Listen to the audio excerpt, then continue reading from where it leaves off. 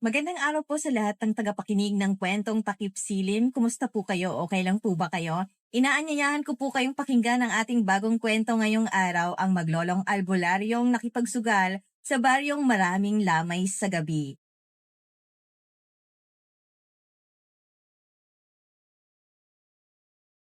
Grabe, Mang Tomas! Panglimang gabi nang tuloy-tuloy ang mga saklaan dito sa atin Pansin mo ba? Walang palya. Halos gabi-gabi may dinadaluhan tayong lamay. Sosay, nagre-reklamo ka pa. Mas pabor nga sa'yo yan Hindi ba? Mas maraming lamay, mas mahabang saklaan. Mas marami kang pagkakataon para makabawi sa talo mo. Hindi ko lang kasi maiwasang isipin Tingnan mo tong si paring Cardo. Parang nung isang araw lang kasama pa nating nagsusugal to, di ba? Tapos biglang inatake sa puso. Samantalang ang lakas-lakas pa niya. Ang nakapagtataka pa, bakit kaya butas ang saig ng kwarto niya nung natagpuan siyang patay? Ay! Hidaan mo nga yung boses mo, baka mamaya niyan may makarinig sa'yo Bakit po ba? Totoo naman Tingnan mo nga yung si Kapitan Namatayan na nga tayo ng kumpare, abot tenga pa rin ang ngiti, habang nagbibilang ng tong. Ginagawa na yata niyang negosyo ang mga patay dito sa atin Nabubwisit tuloy ako. Kaya kanina pa ako natatalo sa laro Tumahimik ka na lang, Teban. Magbalasa ka na lang ng mga baraha dyan. Alam mo, mas maswerte pa ngang matalo ka na lang sa sugal kesa ikaw naman ang sunod na paglamayan. Hindi mo naman yung gusto, hindi ba?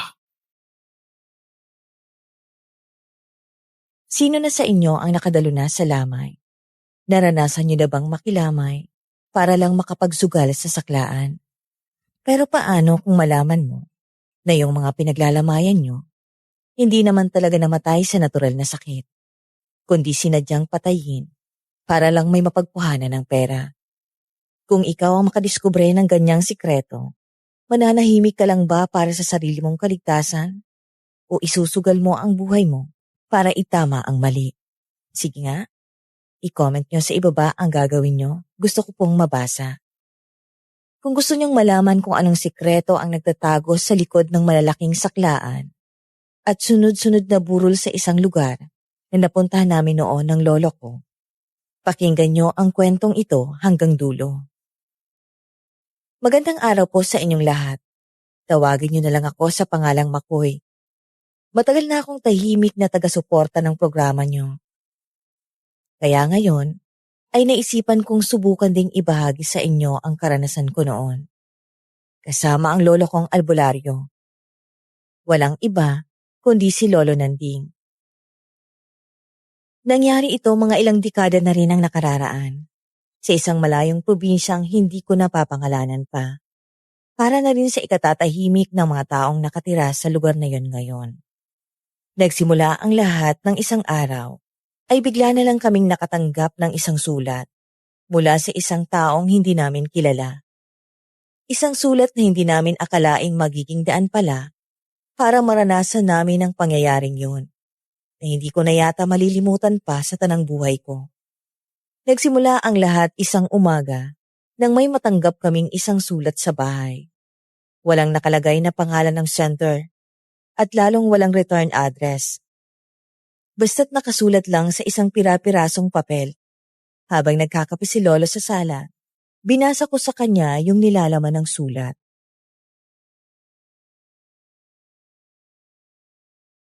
Sino kaya nagpadala ng sulat na tulo? Saka bakit kaya maraming namamatay doon sa baryo nila? Baka naman uso lang ang sakit dyan sa kanila.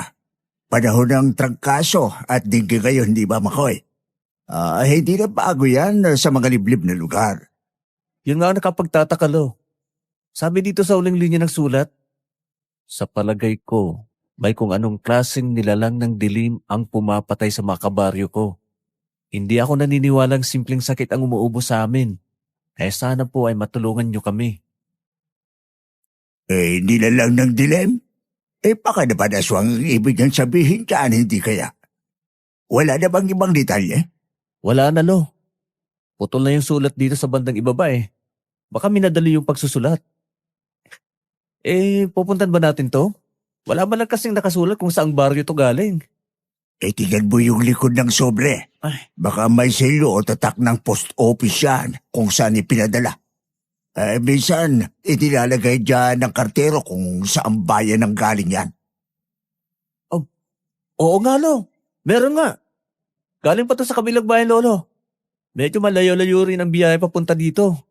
Aabutin tayo ng mahigit 3 oras sa bus kung sakali. Sige, kung ganon, mag-ayos ka na ng mga gamit mo. Alis tayo mamayang hapon. Hindi magpapadala ng kanyang sulat yan kung hindi seryoso ang nangyayari sa kanila. Seryoso ba kayo, Lo? Hindi ka natin kilala kung sino tong mga to eh. Buhat ng tanggapin ko ang pagiging albularyo iyo. Tinanggap ko na rin sa sarili ko na hindi ako maaaring tumanggi sa kahit na sinong nais humingi sa akin ng tulong. Lalo na kapag ganitong matindi ang pangangailangan nila. Malakas ang kutob ko. Totoo ang tulong na hinihingi sa sulat na yan. Yun din ang sinasabi ng mabubuting espiritu sa paligid ko. Hindi na ako nagdalawang isip pa dahil alam kong seryoso ang lolo kapag ganun siya kabilis magdesisyon. Agad akong pumasok sa kwarto para mag-impake ng mga damit. Sanay na kasi akong sumasama sa kanya sa panggagamot o pagpapaalis ng mga masasamang elemento sa iba't ibang lugar sa tuwing may nanghihingi sa kanya ng tulong. Bata pa lang ako, ginagawa niya na talaga yon. Paglabas ko ng kwarto para kunin sana yung malaking bag na pinaglalagyan namin ng mga gamit niya, nagulat ako sa mga inihahanda niya sa ibabaw ng mesa. Lolo, ano yung mga yan? Bakit puro barayang inilalagay niyo sa bag? Nasaan yung mga bote ng langis natin at yung mga gamit pantawas? Di natin dadalhin yun ngayon. Iiwan natin lahat ng gamit ko sa panggangamot dito sa bahay. Iba ang gagamitin nating diskarte sa baryong pupunta natin. Ho? Paano ho tayo manggagamot o magpapalis ng aswang kung bara lang yung dala nyo? Makikipagpusoy ba kayo sa kanila para umalis sila doon? Ay, sus Mariusip naman ito. Mag-isip ka nga, Makoy. Kung pupunta tayo doon na mukhang mga albularyo, ano sa tingin mo ang gagawin ng mga kalaban natin? Ha? Di magtatago sila. Di natin sila mahuhuli agad. Kung sa bagay nga hulo, may punto kayo dyan. Ano bang gagawin natin? Magpapanggap tayo mga sugarol doon? Oo, magpapanggap tayo mga dayong lulong sa sugal. Tutal, sabi sa sulat, araw-araw may lamay sa saklaan doon sa lugar nila, hindi ba? Ay doon tayo pwesto para magmasid. Ayos din yung plano nyo ah. Hindi kailangan ko rin palang umaktong basagulero niyan. Dapat pala, magdala ako ng mga damit na magpapakita nitong muscles ko. Para mukha akong sigalo. Umayos ka nga diyang bata ka at makatotohanin ko yung pagbasag dyan sa mukha mo. Lolo naman. Kumuha ka na ng karayom at posporo sa kusina. Bilis! May ayusin lang ako bago tayo umalis. Sumunod na lang ako sa utos niya kahit medyo naguguluhan pa rin ako. Pagbalik ko galing kusina, nakita kong hawak niya yung paborito niyang tabako. Matagal niya nang itintago yon at hindi ginagamit. Dahil espesyal daw yon. Inabot ko sa kanya yung karayom at posporo. Akala ko kung anong gagawin ni Lolo doon. Pero bigla niyang tinusok yung sarili niyang hintuturo gamit yung karayom hanggang sa dumugo ito. Oh, Lolo! Bakit yun naman ang tinusok yung daliri nyo? Ang laki pa naman yung karayom na kinuha ko. Kailangan ng 3 patak ng dugo para makumpleto ang orasyon sa tabakong to, Apo. Manood ka nang ikay matuto. Orasyon? Bakit sa tabako nyo pa nilagay? Isusubo nyo yan mamaya? Manood ka na lang dyan at huwag kang magdaldal. Ihigupin ng dahon na to ang lahat ng patak ng dugo ko. Tingnan mo. Para saan ba kasi yan, Lo? Kadiri! Special to. Matagal ko nang hinanda to para sa mga ganitong sitwasyon. Ito ang magiging mata natin sa baryong pupunta natin. Sindihan nyo na nga. Tingnan natin kung anong mangyayari. Sige, umatras ka ng konti dyan dahil sigurado akong hindi mo magugustuhan ang unang buga nito. Pinulot ni Lolo Nanding yung kahon ng posporo. Pagkakiskis niya dito, dahan-dahan niyang itinapat yung apoy sa dulo ng tabako. Habang may ibinubulong siyang kung anong orasyon sa hangin na hindi ko maintindihan. Nang magsimula ng umusok yung tabako, biglang napuno ng usok ang buong sala namin. Yun na yata ang pinakamasangsang at pinakamabahong amoy na nalanghap ko sa buong buhay ko. Napaatras ako ng malayo dahil pakiramdam ko ay maiiyak ako sa hapdinan sa ilong at lalamunan.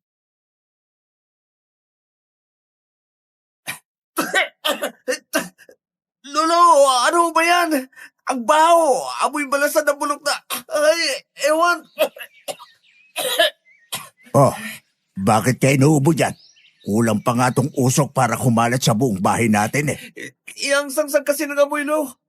Para bang minamatay na hayop na ibinabad sa suka tapos sabilin sa araw. Patayin niyo na nga ho yan. Pasusukan na yata ako. Mabuti nga at nababahuan ka dyan. Ibig sabihin lang yan, tao ka talaga. Wala kang dapat ipag-alala. Anong ibig niyong sabihin tao ako? Lolo naman eh. Kahit sinong makalanghap niyan, masusuka talaga. Sobrang sakit sa ilong. Nagkakamali ka po. Ang usok na yan, napakabango dyan para sa mga hindi tao. Para sa mga aswang ulamang lupa, amoy masarap na pagkain yan na hindi nila matatanggihan. Bakit naman sila mababanguhan sa amoy na yan, lo? Amoy basura nga yan na pinaghalo-halo. Dahil ang amoy ng usok ng tabakong to ay kalintulad sa amoy ng hininga ng isang taong malapit ang mamatay. Kaya sila nilalapitan ng mga halimaw. Hindi lang kasi basta-basta naaamoy ng ordinaryong tao ang tunay na amoy ng isang taong malapit ng mamatay. Kaya hindi sila pamilyar doon. Tanging ang mga kagaya lang natin ang may kakayahang makagawa nun. Napatakip na lang ako ng ilong gamit ang damit ko sa mga paliwanag ni Lolo. Dahil sa sinabi niya, medyo kinabahan ako. Pero nakaramdam din ako ng excitement. Na-realize ko na kaya pala kami nagpapanggap na sugarol para makasama kami sa mga lamay at magamit niya yung tabako. At nang sa ganun, ay malaman namin agad kung sino sa mga nandun ang totoong aswang. Pagkatapos naming maganda, dumiretso na kami sa terminal ng bus at sumakay. Huwag na kayong magtaka kung bakit ganun ang kabilis sa amin ang bumiyahe. May kaya naman kasi ang lolo ko. Dahil bukod sa pagiging albularyo niya, may mga negosyo rin kami noon sa probinsya na siyang pangunahin naming pinagkakakitaan. Habang nasa biyahe, hindi pa rin mawala sa isip ko yung magiging plano namin.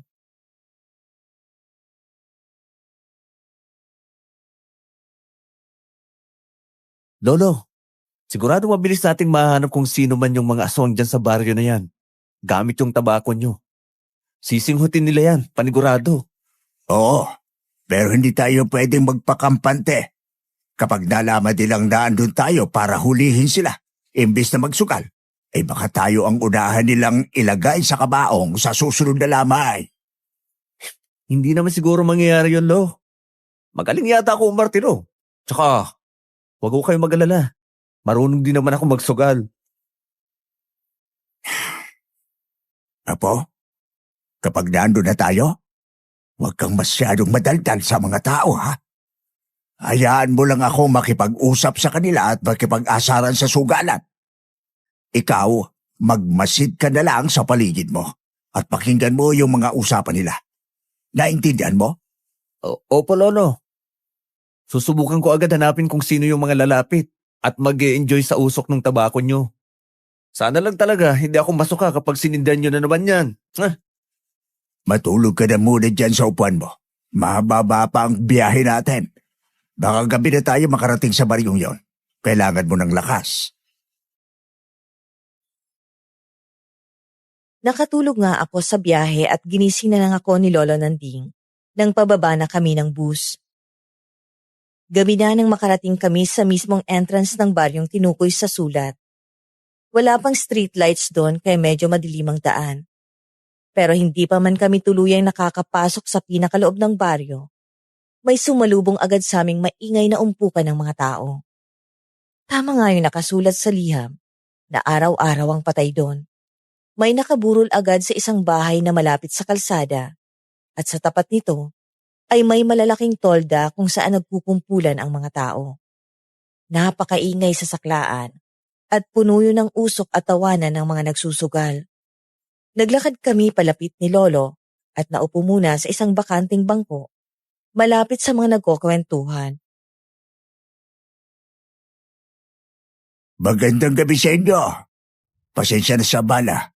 Pwede bang makiupo dito? Nagpapahinga lang kami galing biyahe. Oo naman ho tay, walang kaso yan. Dayo lang yata kayo dito ngayon. Ngayon ko lang nakita yung mga mukha niyo Oo, dumayo talaga kami dito. Gusto nga namin maghanap ng mapaglilibangan ng apo ko. Nabalitaan kasi naming araw-araw daw ay malaking saklaan dito sa inyo. Nako, tama yung narinig nyo. Wala pang patid ang sugalan dito simula nung isang buwan. Kaya maraming nakikipagpustahan gabi-gabi. Paano ba naman mapapatid yan Halos araw-araw may namamatay dito sa baryo natin. Parang isinumpa na yata tong lugar natin Tingnan mo nga yan Hindi pa nga nauubos yung luha ng pamilyang namatayan nung nakaraan. May bago na naman. Ay, Teban, tumahimik ka nga dyan. Walang sumbanam nangyayari dito. Nagkataon lang na sunod-sunod ang inaatake sa puso at nagkakaroon ng may mga sakit. Dahil na rin siguro sa init ng panahon. Huwag mo nang bigyan ng masamang kahulugan at baka may makarinig pa sa'yo. Anong nagkataon? Kahapon lang nailibing si Mang Bino na ang lakas-lakas pa nung isang araw. Ngayon eto na naman. Pinaglalamayan na naman natin si Aling Nena na natagpo ang tigas na dun sa kwarto niya kanina. Malas talaga ang baryong ito. Hinasabi ko sa inyo Sandali! Ano ba itong mga naririnig ko sa inyo, Ay, puro ka na naman chismis, Teban. Natural lang na mamamatay ang tao kapag matanda na o kung may nakatagong sakit. At isa pa, tingnan mo nga. Kung hindi dahil dyan, wala tayong saklaan ngayon. At hindi ka makakabawi sa talo mo kahapon. Pambihira na ba niyang mga nangyayari dito sa inyo? Pero sige, upo muna kami dito ng apo ko at manunood sa mga laro. Lo, mukhang mapapalaban yata tayo ng matindi dito Napakaraming tao dito ngayon. Hayaan mo sila. Magbasit ka lang sa paligid mo. At tingnan mo kung sino ang mga umaaligi dito sa saklaan na mukhang hindi ordinaryo. Habang nakaupo kami sa gilid ni Lolo at nakikinig sa mga nagbubulungan sa paligid namin, hindi ko maiwasang kilabutan. Totoo nga ang laman ng sulat. Mismong ang mga taga ron sa baryo ay nagdududa na rin sa sunod-sunod na pagkamatay ng mga kapitbahay nila. Magandang gabi po sa inyong dalawa. Ako nga po pala si Kapitan Nestor, ang kapitan dito sa baryo namin. Kanina ko pa napapansin na may mga bagong mukha dito sa burol ni Aling Nena. Kayo pala yon? Magandang gabi rin sa iyo, Kapitan. Pasensya na kung dumiretso na kami dito sa sugalan, Gusto lang talaga naming maghanap ng magandang mapaglilibangan. Ako nga pala si Nanding. At ito naman ang apo kong si Makoy. Naku, walang problema yon, Mang Nanding. Mas maraming bisita, mas masaya ang pamilya ng namatayan. Lalo na at mukhang handang-handa kayo para sa mga palaro natin ngayong gabi. Galing pa ba kayo sa ibang bayan? Opo, Kapitan. Medyo malayo-layo rin yung biniyaya namin. Talagang dumadayo kami sa mga ganitong pasugalan. Dahil hilig talaga namin maglaro. Nabalitaan kasi nitong lolo ko na hindi rin nawawala ng aksyon dito sa inyo kaya nagyaya agad. Totoong-totoo yan. Hindi kayo mababagot dito sa baryo namin. Araw-araw, sinisiguro kong maayos ang mga saklaan dito para makatulong na rin sa mga naulila. Kaya hali kayo, sumama kayo sa akin at ipakikilala ko kayo sa mga pinakamagagaling nating manlalaro dito. Ayan ang gusto kong marinig. Gusto ko yung mga sanay tumaya ng malaki para hindi sayang naman ang biyahe namin ng apo ko. Umay na kasi ako sa mga kalaro sa lugar namin.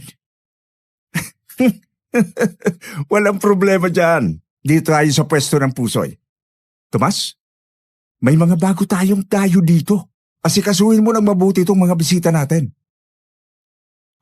Sige po, Kapitan. Dito kayo pumwesto, Mang Nanding. Baka kayo na ang mag-uwi ng swerte ngayong gabi. Medyo malamlam ang tayaan kanina pa eh. Malamlam? Baka naman puro barya lang ang itinataya ng mga kalaro mo dyan. Kaya walang kagana-gana itong laro ninyo. Aba, matapang tong matandang to ah. Anong barya? Baka mamaya mas malaki pa yung taya namin sa baon mo pabalik sa inyo. Talaga ba? Ay tingnan nga natin kung hanggang saan niyang tapang mo sa baraha iyo.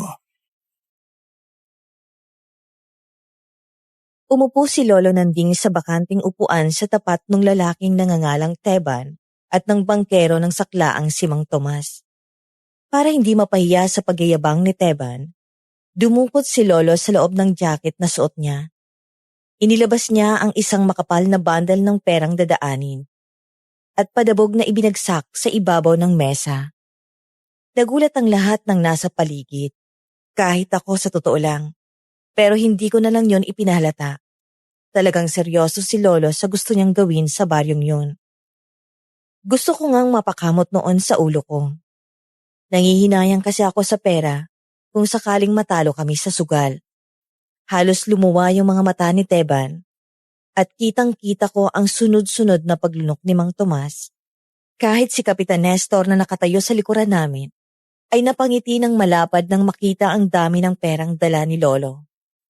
Nag-umpisa nang magbalasa ng baraha si Mang Tomas habang hindi pa rin makapagsalita si Teban. Saan mo naman nakuha yung ganyang kalaking pera? Baka naman peke yan ha? Pera ko yan sa mga napanalunan ko sa iba-ibang sugalan, dinadayo ko. Ay kapag natalo mo ako ngayong gabi, sayong-sayo na yan. Pero kapag ikaw naman ang natalo, ewan ko lang kung makakauwi ka pa sa bahay nyo nang hindi lumalawlaw yung salawal mo. Nako, malaking labanan to. At Teban, ayusin mo yung baraha mo ha. At baka makabawi ka na sa mga utang mo sa akin nung isang araw pa. Sige, umpisahan nyo na ang pagbabalasa habang sinisindihan ko itong tabako ko. Medyo nalamig kasi ang sikmura ko sa biyahe kanina. Kaya kailangan kong pampainit. Ayos lang naman, hindi ba? Oo naman. Basta ba malaki ang taya nyo eh. Walang bawal dito sa baryo ko. Maraming salamat, Kapitan.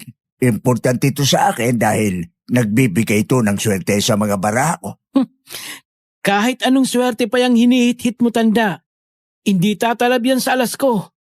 O sige na, sindihan mo na yan para makapag-umpisa na tayo. Sabik na akong manalo eh. Makoy, iabot mo nga sa akin yung pusporo ko dyan sa bag mo. Ako namang Nanding. May lighter ako dito. Ito. Sige lang, para dire-diretso ng pamimigay ko ng baraha. Lolo, sigurado ba kayong dito nyo sisindan yan? Baka mga mo alam nyo na. Baka umaligasaw masyado yan, tapos magalit sila. Ayos lang yan, masasanay din sila sa amoy dito mamaya. Pagkasindi ni Lolo Nanding ng tabako niya, unti-unting kumalat yung makapal at kulay abong usok sa ibabaw ng mesa. Sa unang buga pa lang niya, halos gusto ko nang tumakbo papalayo dahil sa sobrang sangsang ng amoy nun. Amoy na amoy ko na naman yung pinaghalong lansa ng dugo at bulok na karne na ginawa niya kanina sa bahay. Gaya ng inaasahan ko, biglang napaubo ng malakas si Teban. Tinakpan agad nito yung ilong at bibig niya gamit ang damit niya. Si Mang Tomas naman ay halos mabitiwan yung mga baraha dahil napaduwal siya ng maamoy yung usok. Pati yung ibang mga taong nakikiosyoso sa paligid ng mesa ay nag-umpisang magsitakpa ng ilong at unti-unting umatras palayo. Pero habang nagrereklamo silang lahat sa baho, pasikreto akong lumingon sa madidilim na sulok ng lamay. Doon ko napansin ang dalawang babae, isang matandang pulubot na at isang 50 ali. Nakaupo sila sa malayo, pero nakita kong nakapikit sila habang dahang-dahang nilalanghap yung hangin. Para bang sarap na sarap sila sa usok ng tabako ni Lolo, na para bang nakaaamoy sila ng paborito nilang pagkain. Kinilabutan ako nang makita ko yung mga itsura nila. Putik na yan! Ano ba yung hinihitit mo, Mang Nanding? Amoy patay na dagang naagnas na eh. Pasensya na, galing pa kasi sa ibang bansa itong tabakong ito. Padala ng pamangkin ko. Medyo matapang talagang amoy. Pero magandang epekto sa utak. Nakakapagpalinaw ng isip kaya lagi ako nadadalo kapag dala ko ito. Mang Nanding, baka pwedeng patayin mo muna yan. Hindi ako makapag-focus sa pagbibilang ng barahay. Ay, ang hapdi niya sa mata. Hayaan mo na yan, Tomas. Mag-adjust kayo. Bisita natin yan at malaki ang puhunan. Kanya-kanyang diskarte yan sa sugal. Kung ayaw nyo ng usok, itapat nyo dyan sa inyo ang electric fan at magtiis kayo. Hayaan mo sila, Kapitan. Kapag natalo ko na tong mga to, makakalimutan din nila ang amoy ng tabako ko. Dahil mas iisipin nila kung paano sila magbabayad sa akin. Lolo, hindi ko rin yata kaya yung amoy. Sumasakit yung ulo ko dyan. Iiwan muna kita dito O sige, huwag ka lang masyadong lalayo. Diyan ka lang sa tabi-tabi maghanap ng makakain o kape. Oo nga, doon ka na muna sa kusina, iho. Naandun ang merienda. Sige ho, Kapitan. Doon muna ako sa may lutuan nyo sa likod para kumuha ng kape. Kayo na muna ang bahala kay Lolo dito. Umalis agad ako sa pwesto ng sugalan bago pa ako tuluyang masuka doon. Dumiretso ako sa likod ng bahay, kung saan may maliit na tolda na ginawang pansamantalang kusina. Maraming kaldero, mga plastik na tasa, at mga nagkalat na tinapay sa ibabaw ng mahabang mesa. Medyo tahimik doon kumpara sa labas kung nasaan ang saklaan. Doon ko nakita ang isang babaeng abala sa pagtitimpla ng kape mula sa isang malaking thermos. Nakatalikod siya sa akin nun, pero napansin ko agad yung simpleng damit niya. Lumapit ako para humingi ng maiinom at para na rin mawala yung masamang lasa sa lalamunan ko, dala ng usok mula sa tabako ni Lolo. Miss, magandang gabi. Pwede mong pakaingin ng isang tasang kape? Ikaw? Miss, sabi ko baka pwede makaingin ng kape. Ayos ka lang ba? Bakit bigla kang natulala dyan? Sige po. Sandali lang. Ipagtitimpla ko kayo. Matapang bang gusto nyo o medyo matamis? Medyo matamis sana para mawala yung pait sa sikmura ko. Ako nga pala si Makoy. Ikaw, anong pangalan mo? Ako si Amihan. Kayo yung bagong dating, hindi ba? Narinig ko kasi kanina sa isang kapitbahay namin na may mga dayo raw na nagbagsak ng malaking pera sa mesa. Oo. Yung lolo ko ang nagsusugal doon eh. Sumama lang ako para bantayan siya. Medyo matigas kasi ang ulo noon kapag nakakita ng baraha eh. Ganun ba? Eto na yung kape mo. Mag-ingat ka lang dahil mainit pa yan. Salamat, Amihan. Ang sipag mo naman. Kanina ka pa ba nandito sa kusina? Tsaka ikaw lang bang mag-isa ang nag-aasikaso dito para sa mga bisita? Nakasanayan ko na rin kasi. Lagi namang may namamatay dito sa baryo namin kaya madalas nandito lang ako sa likod para tumulong na magpakain at magpakapis sa mga naglalamay. Amihan? Ano ba yung ginagawa mo dyan? Ubus na yung kape na natumas dun sa labas. Bakit hindi ka pa nagdadala ron? Opo, Kapitan. Ilalagay ko na po sa tray yung mga tasa. Pasensya na po. Bilisan mo.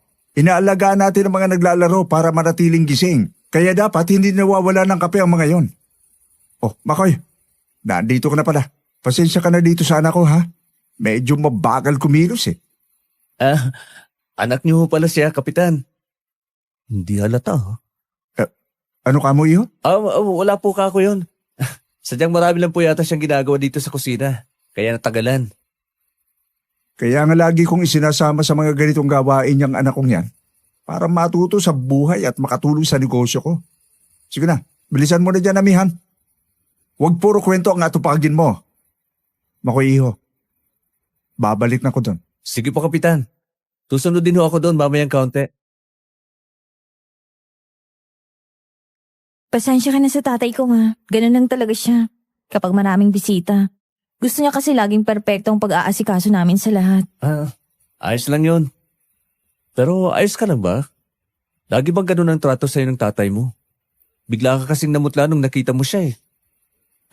Pagod lang siguro Tom ako eh. Sunod-sunod din kasi ang puyat ko. Nung isang araw lang nag-asikaso rin ako para sa lamay ni Mang Bino.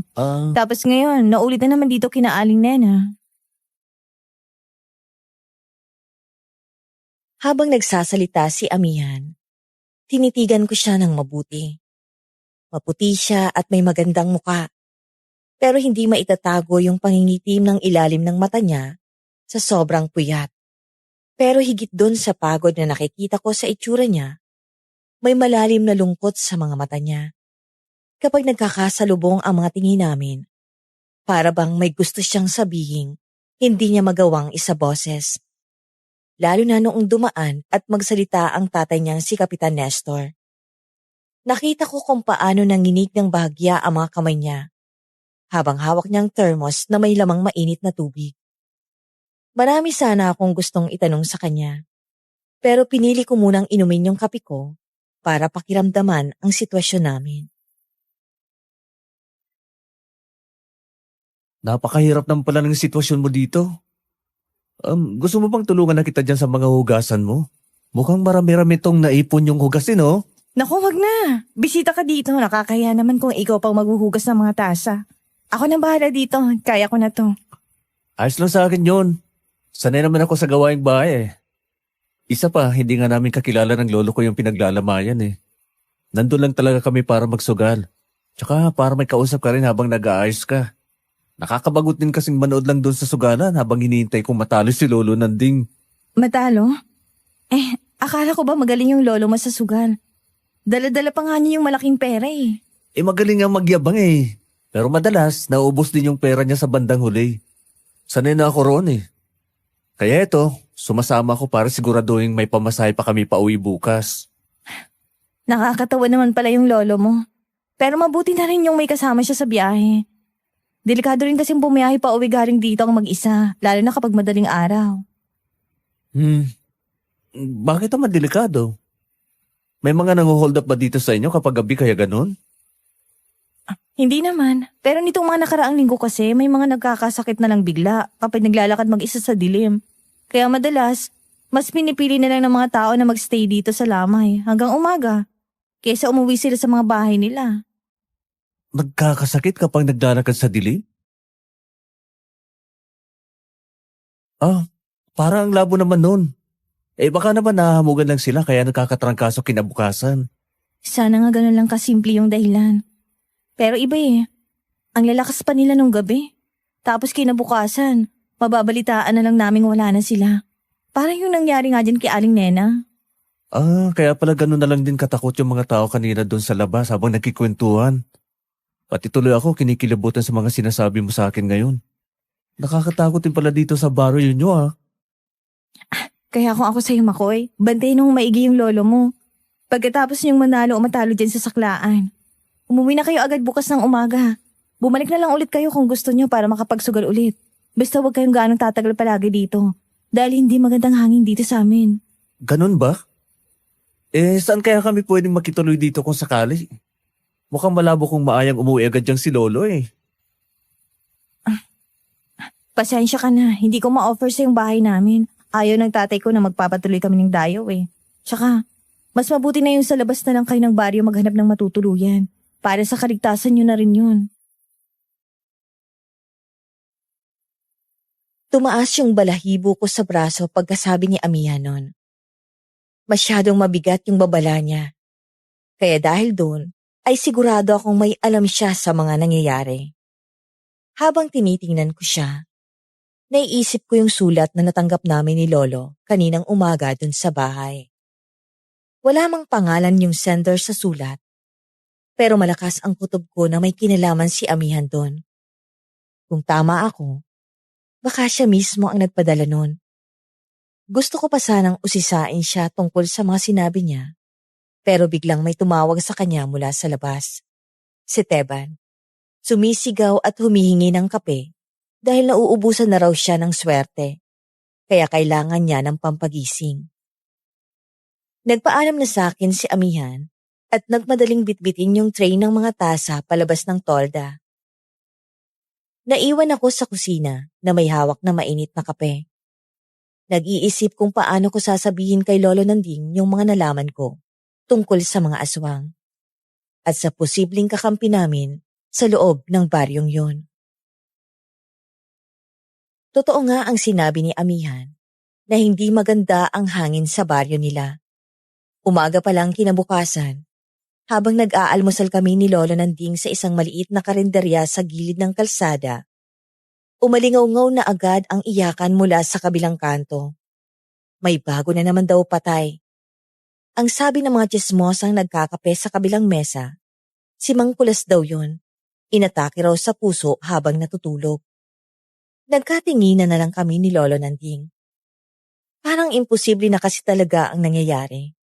Pagsapit ng gabi, gaya ng inaasahan namin, may bagong tolda na namang itinayo sa labas ng bahay ni Namang Kulas.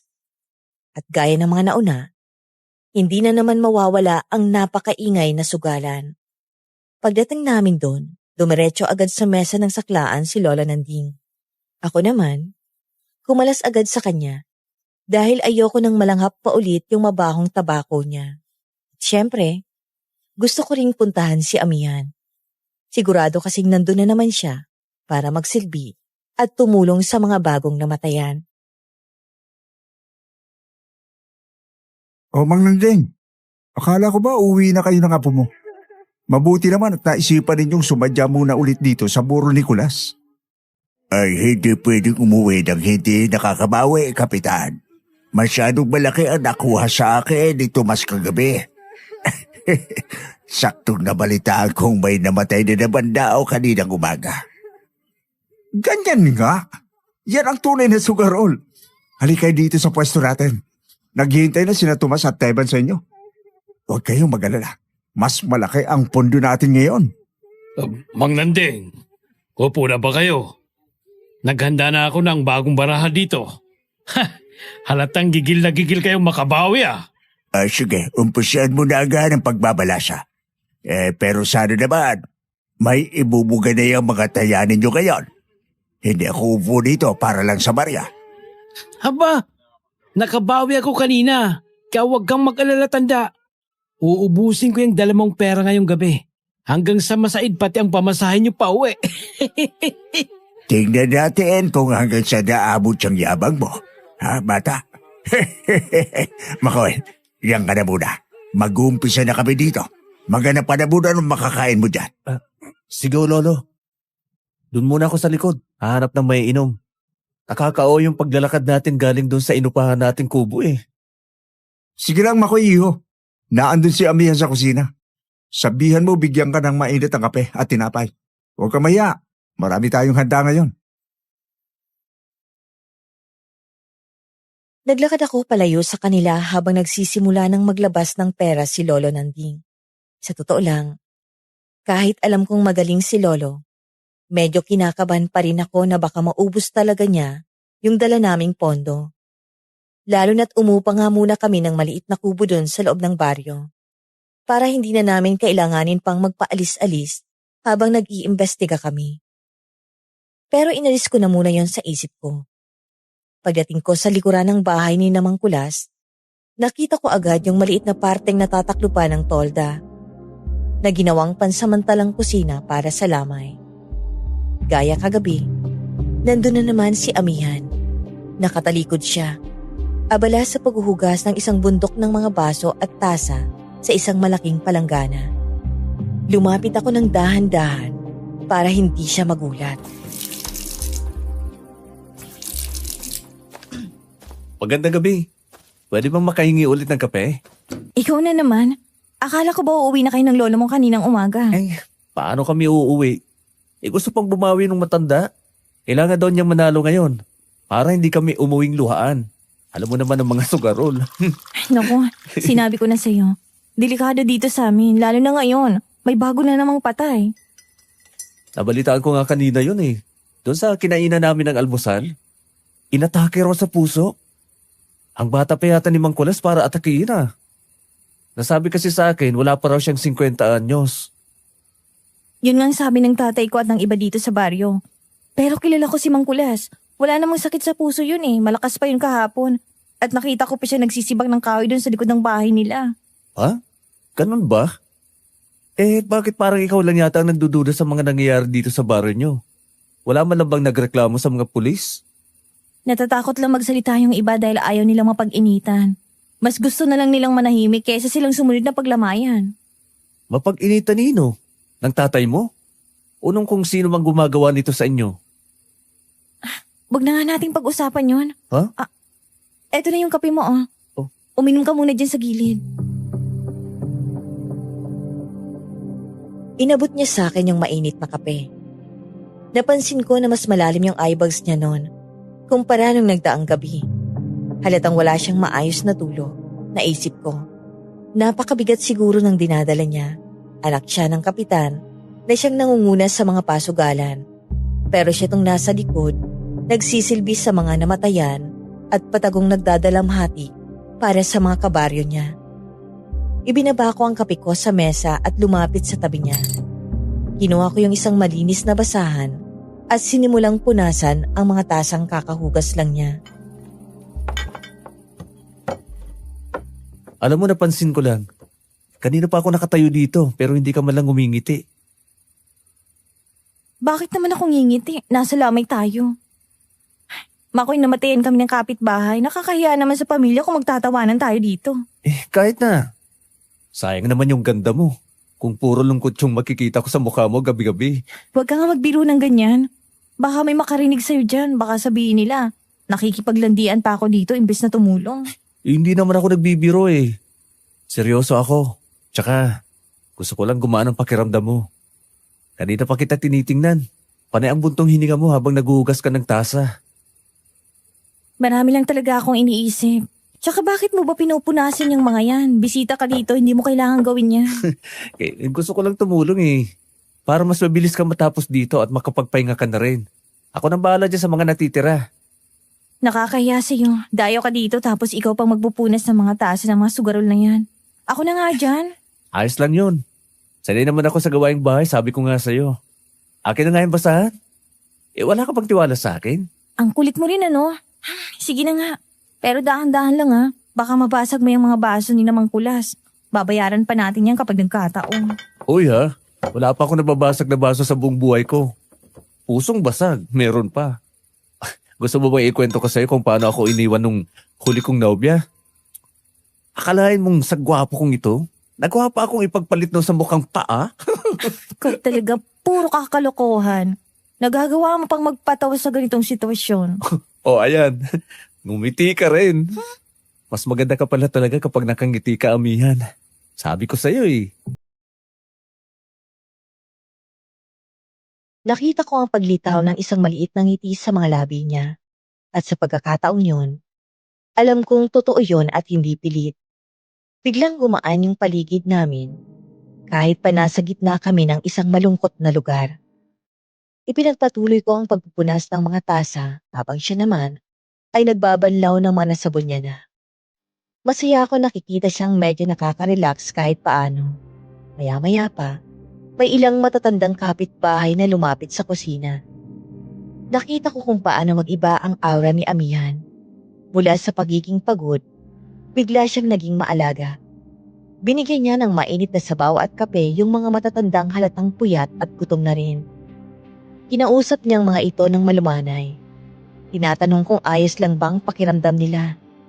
Doon ko mas nakita kung gaano kabait itong si Amihan sa mga kabaryo niya. Parang itinuturing niya talaga silang sarili niyang pamilya. Nang makaalis yung mga kapitbahay, pabalik sa mga upuan nila, Nilapitan ko ulit siya. Napakabait mo talaga sa mga tao dito, no? Kilala mo silang lahat. Parang ikaw pang ang kapitan kaysa sa tatay mo. Dito na ako lumaki, Makoy. Sila yung mga nag-alaga sa akin nung bata pa ako. Kapag abalang tatay ko, parang pamilya na rin ang turing ko sa kanila. Kaya ang sakit-sakit sa akin tuwing may nawawala dito. Naintindihan ko. Hayaan mo. Matatapos din itong mga masasamang nangyayari sa inyo. Pangako yan. Sana nga. Oh, paano ba yan? Tapos na nating hugasan yung mga tasa. Ay, Babalik ka na ba rin sa lolo mo? Oh, Baka hinahanap ka na nun. oo, baka nga. Pero teka lang. Saan ba pwedeng umihi dito? Sasabog na yatong pantog ko sa kaiinom ko ng kape. Doon sa likod ng bahay nila Mang Kulas. May maliit na banyo ron malapit sa poso. Diretsuhin mo lang yung madilim na daang yan at huwag kang liliko. Oh, sige, salamat. Saglit lang ako ha. Huwag mo ako mamimiss agad ha. Sira. Sige na. Baka mamaya dyan ka pa umihi sa pantalon mo eh. Bilisan mo na at madilim doon. Tumalikod na ako at naglakad papunta sa direksyong itinuro niya. Pero ang totoo, wala naman talaga akong balak umihi. Kanina pa tumatakbo sa isip ko yung hinala namin ni Lolo.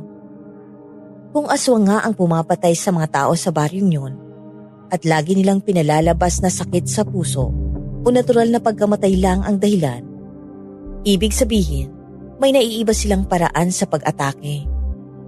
Kailangan kong makahanap ng ebidensya noon din mismo, habang abala ang lahat sa labas at nandun ako mismo sa bahay ng pinakabagong biktima.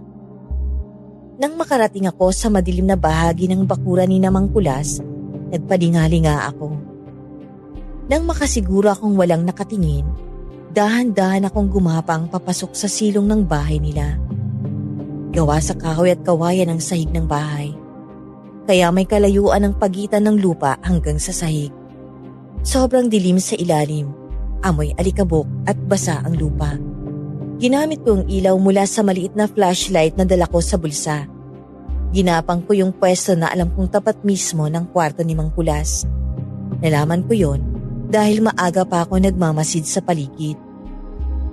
Nang makarating ako sa pinakatapat ng kwarto, itinutok ko yung ilaw sa itaas. Doon sa sahig na kawayan. Isa-isa kong tiningnan yung mga puwang. Wala akong makitang kakaiba nung una. Pero nang gumapang pa ako ng konti, napansin ko ang isang maliit na butas sa isang piraso ng kawayan. Hindi yung natural na butas na gawa ng anay. Parang sinadyang butasin yun. Itinaas ko ang kamay ko para kapain ang paligid ng butas. Pagdikit ng mga daliri ko sa gilid nun, may naramdaman akong kakaiba, malagkit. Ibinaba ko ang kamay ko at itinapat sa flashlight. Kumabog ng mabilis ang dibdib ko. Kulay pula at medyo natutuyo na yung malagkit na likido sa mga daliri ko. Dugo. Inamoy ko ito at nanuot agad sa ilong ko ang lansanon. Dito ko na napatunayan ang lahat. Tama kami ni Lolo. Hindi nga totoong inatake si Mang Kulas. Sinipsip ng mga aswang ang dugo ni Mang Kulas mula sa ilalim ng bahay. Gamit ang mahaba at manipis nilang dila na animoy karayo. Kaya pala walang nakikitang sugat o kagat sa katawan ng mga bangkay dahil sa ganong kaliit na butas lang pinapadaan ang dila ng aswang habang tulog ang biktima. Pinunasan ko agad yung dugo sa kamay ko at nagmamadaling gumapang palabas ng silong. Kailangan ko tong sabihin agad kay Lolo Nanding.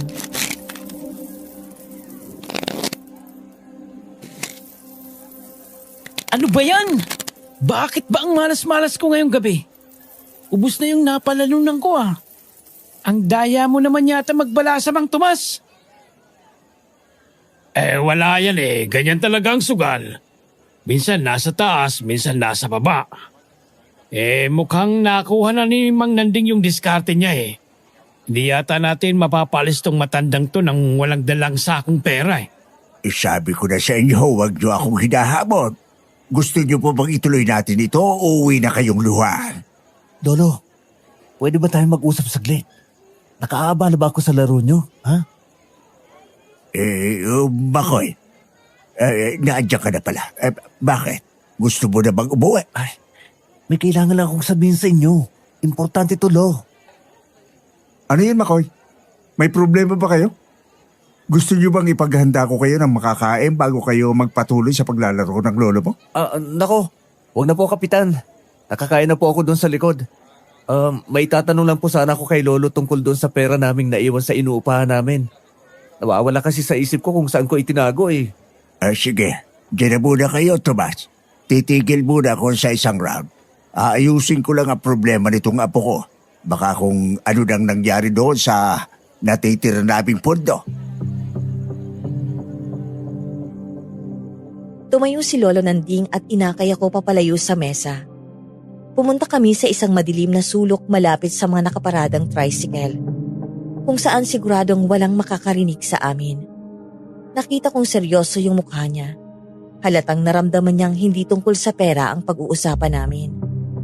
Tumingin muna ako sa paligid para makasigurong walang sumunod sa amin bago ko inilapit ang mukha ko sa tenga niya.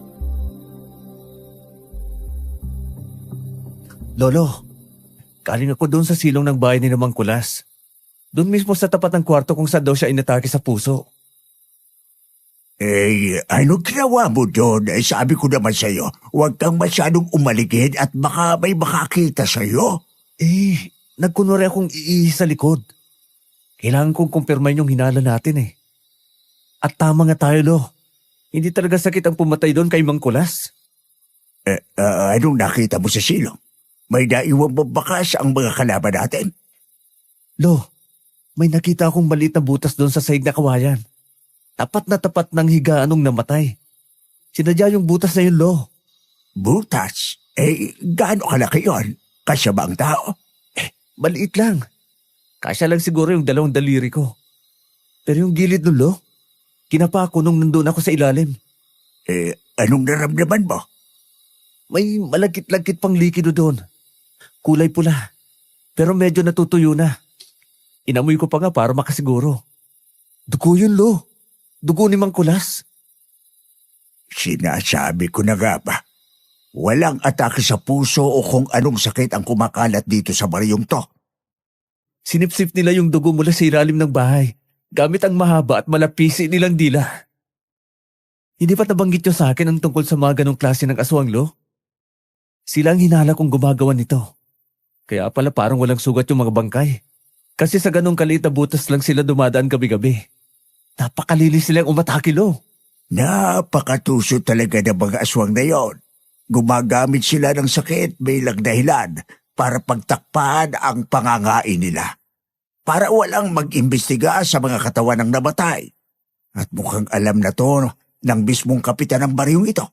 Kaya gano'n na lang siya kagala kapag may bagong namamatay. Ginagawa niyang negosyo ang mga bangkay.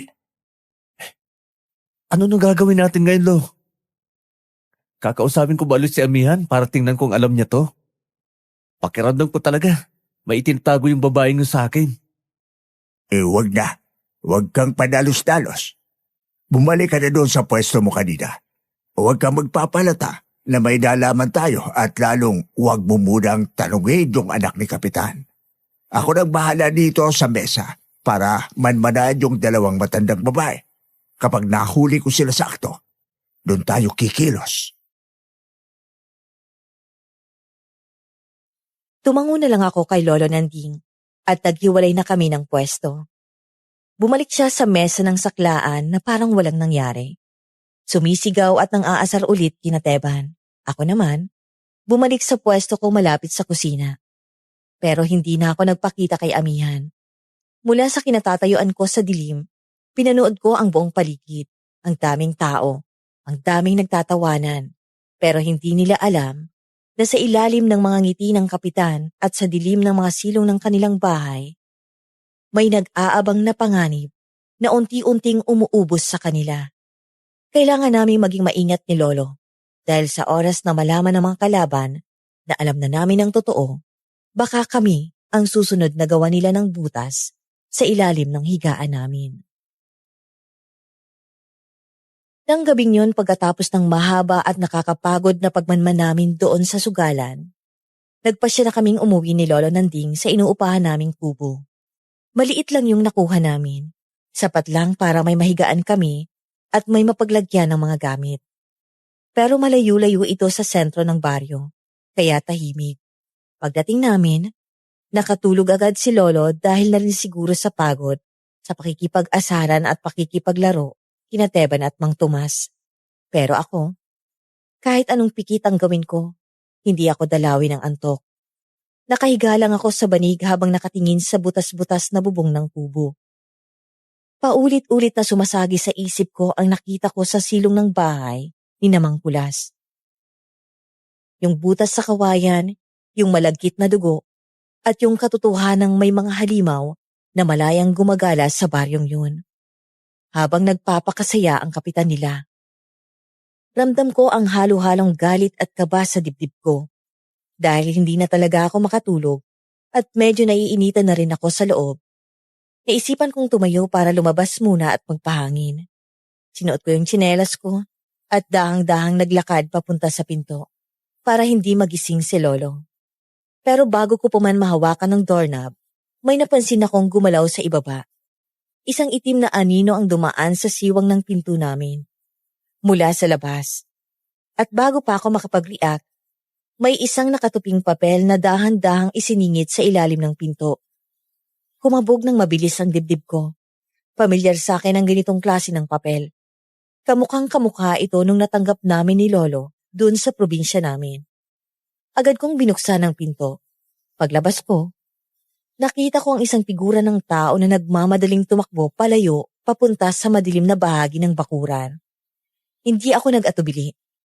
Tumakbo ako at hinabol ko yung taong yun. Dahil mas mabilis ako, hindi na siya nakalayo pa. Naabutan ko siya malapit sa isang malaking puno ng mangga at mabilis kong nahawakan ang braso niya para pigilan siya sa pagtakbo.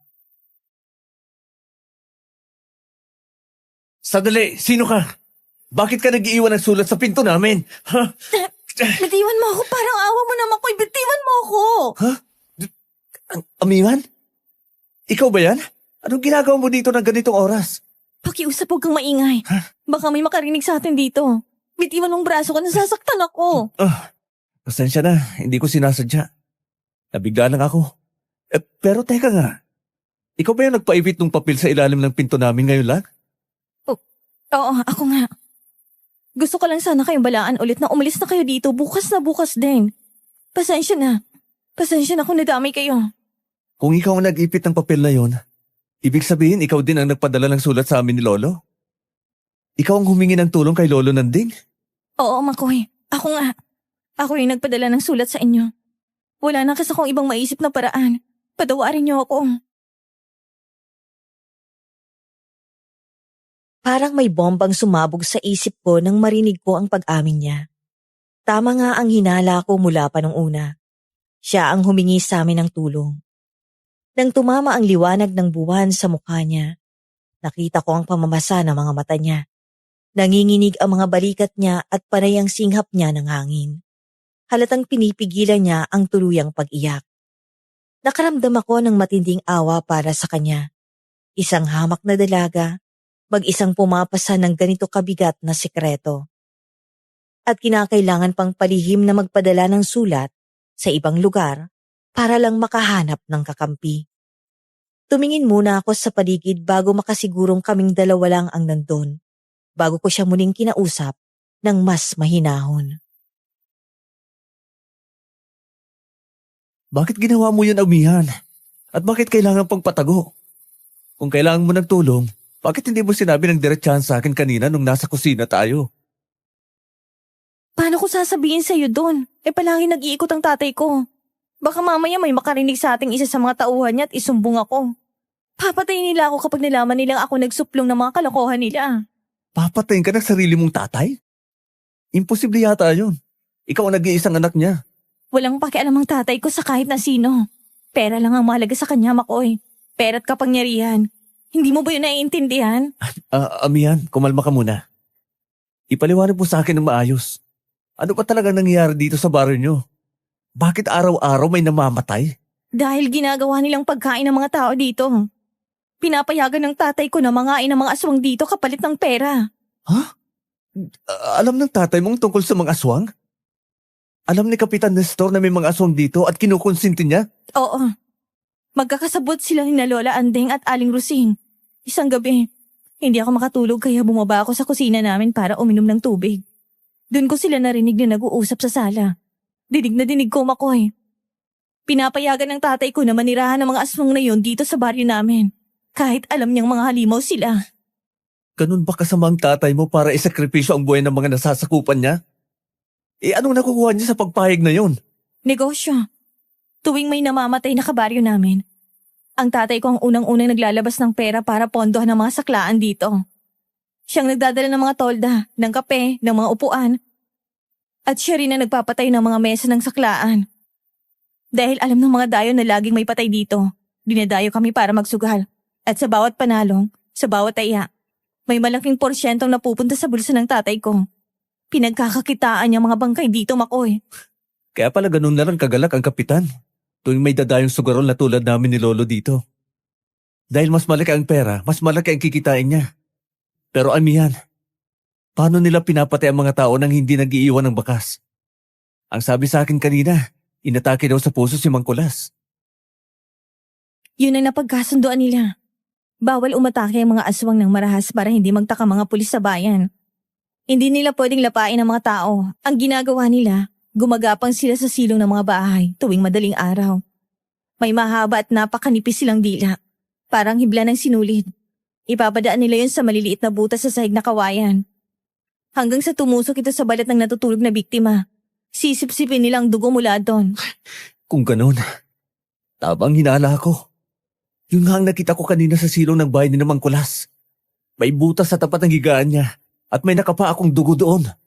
Tama ka. Pagkatapos nilang sumipsip ng dugo para mabusog, hindi pa sila nakokontento doon. Iiwanan nila ng sumpang biktima. Isang uri ng itim na mahika na magpapabagsak sa katawan ng tao para magmukhang inatake sa puso. Nagkasakit sa bato o dumanas ng matinding komplikasyon sa katawan. Kaya kahit anong pagpapasuri nila sa doktor, lalabas na natural na sakit ang ikinamatay. Walang maghihinala na sinipsipan sila ng dugo. At pagkatapos mailibing ng mga bangkay, sa kanila kukunin ang mga yon para kainin ng tuluyan ng kanilang katawan.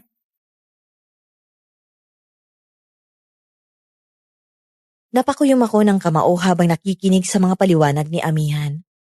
Grabe ang pandidiri at galit na naramdaman ko. Hindi lang palabas sa halimaw ang kalaban namin noon.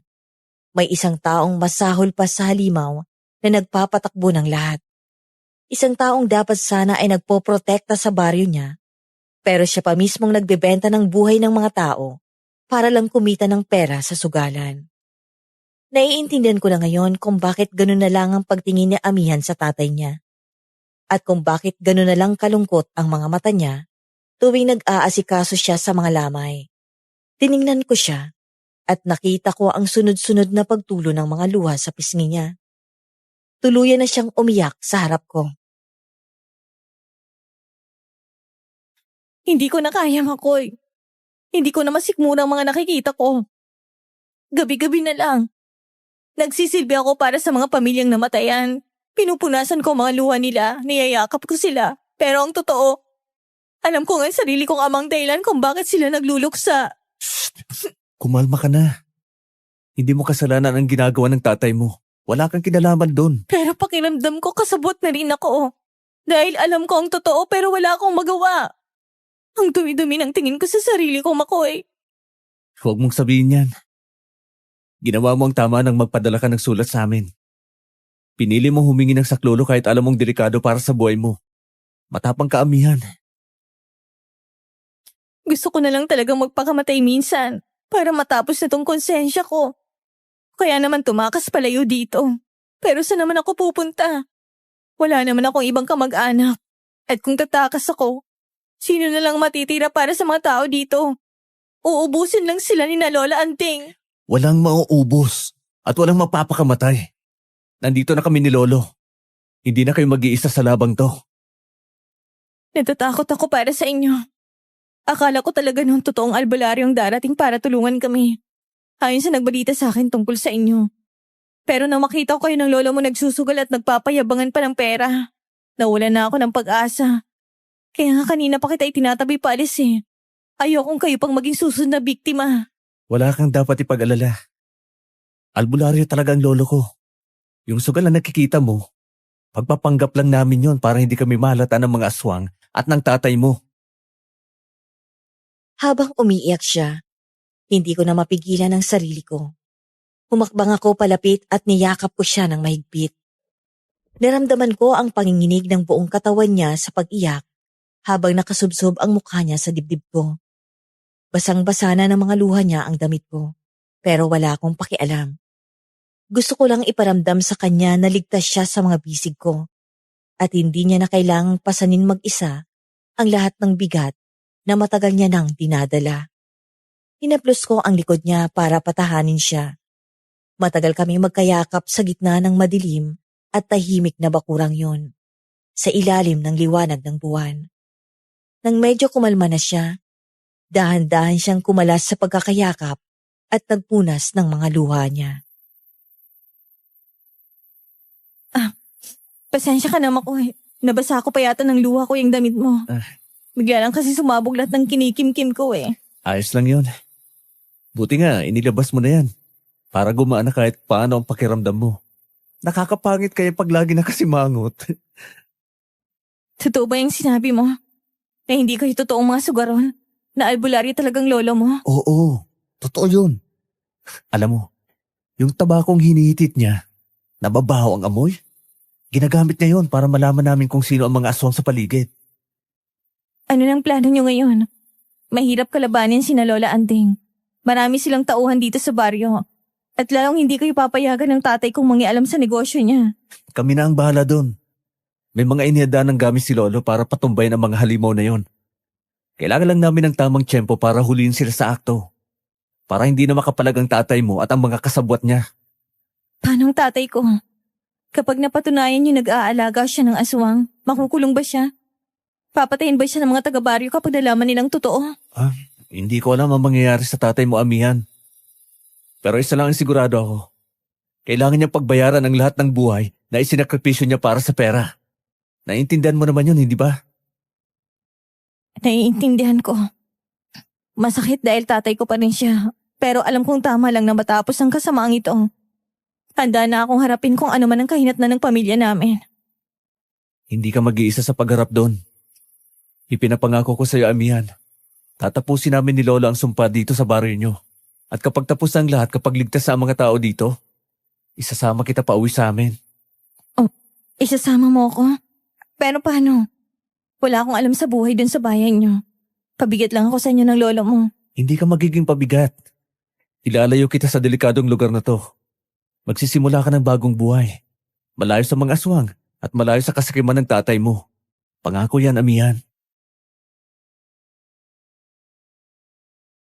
Tiningnan niya ako sa mga mata pagkasabi ko noon.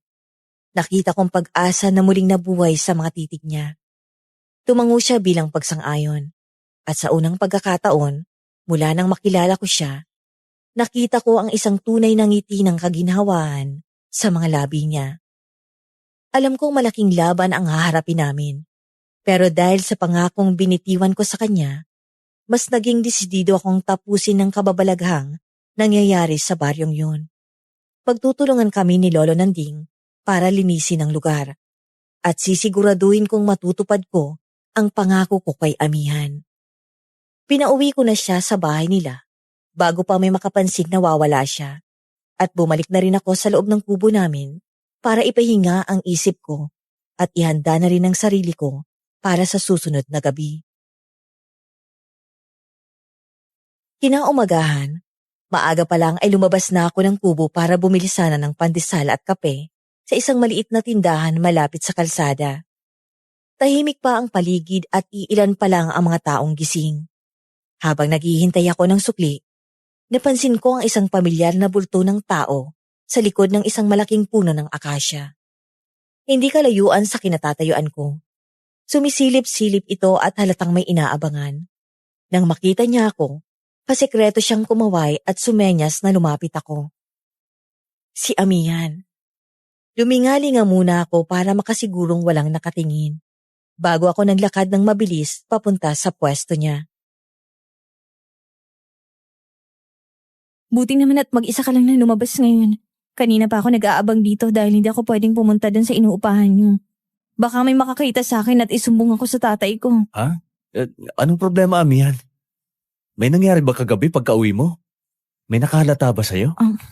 Wala naman nakalata sa akin. Pero may narinig din naman akong usapan kagabi sa bahay namin. Pag uwi ko kasi galing sa lamay ni Mang Kulas, gising pang tatay ko at may kausap siya sa sala. Sinong kausap ng tatay mo? Sina Lola Anding na naman ba? Oo. Nandun si Lola Anting at si Aling Rosing. Nagbibilang ng mga perang tatay ko nung oras na yon, mula sa mga porsyento niya sa sugalan. Narinig ko mismo sa bibig ni Lola Anding kung aling bahay ang pupuntahan nila ngayong gabi. Kaninong bahay ang target nilang atakihin mamaya? Sigurado ka pa ngayong gabi nila gagawin yon? Sigurado ako. Ang sabi ni Lola Anding, matagal na raw nilang minaman-manan ng bahay na Aling Celia. Doon sa may dulo ng kalsada malapit sa sapa. Nag-iisa na lang daw ang bahay na yun doon, kaya madali nilang magagawang balak nila. Kay Aling Celia? Sige, tanda ko na kung saan yon. Nakita ko yung kahapon nung nag-iikot kami ni Lolo. Huwag kang mag-alala, Amihan. Kami na ang bahala mamayang gabi. Hindi na makapambibiktima ang mga halimaw na yon. Mag-ingat kayo, Makoy. Marami sila. At alam nilang bawat sulok ng baryong ito.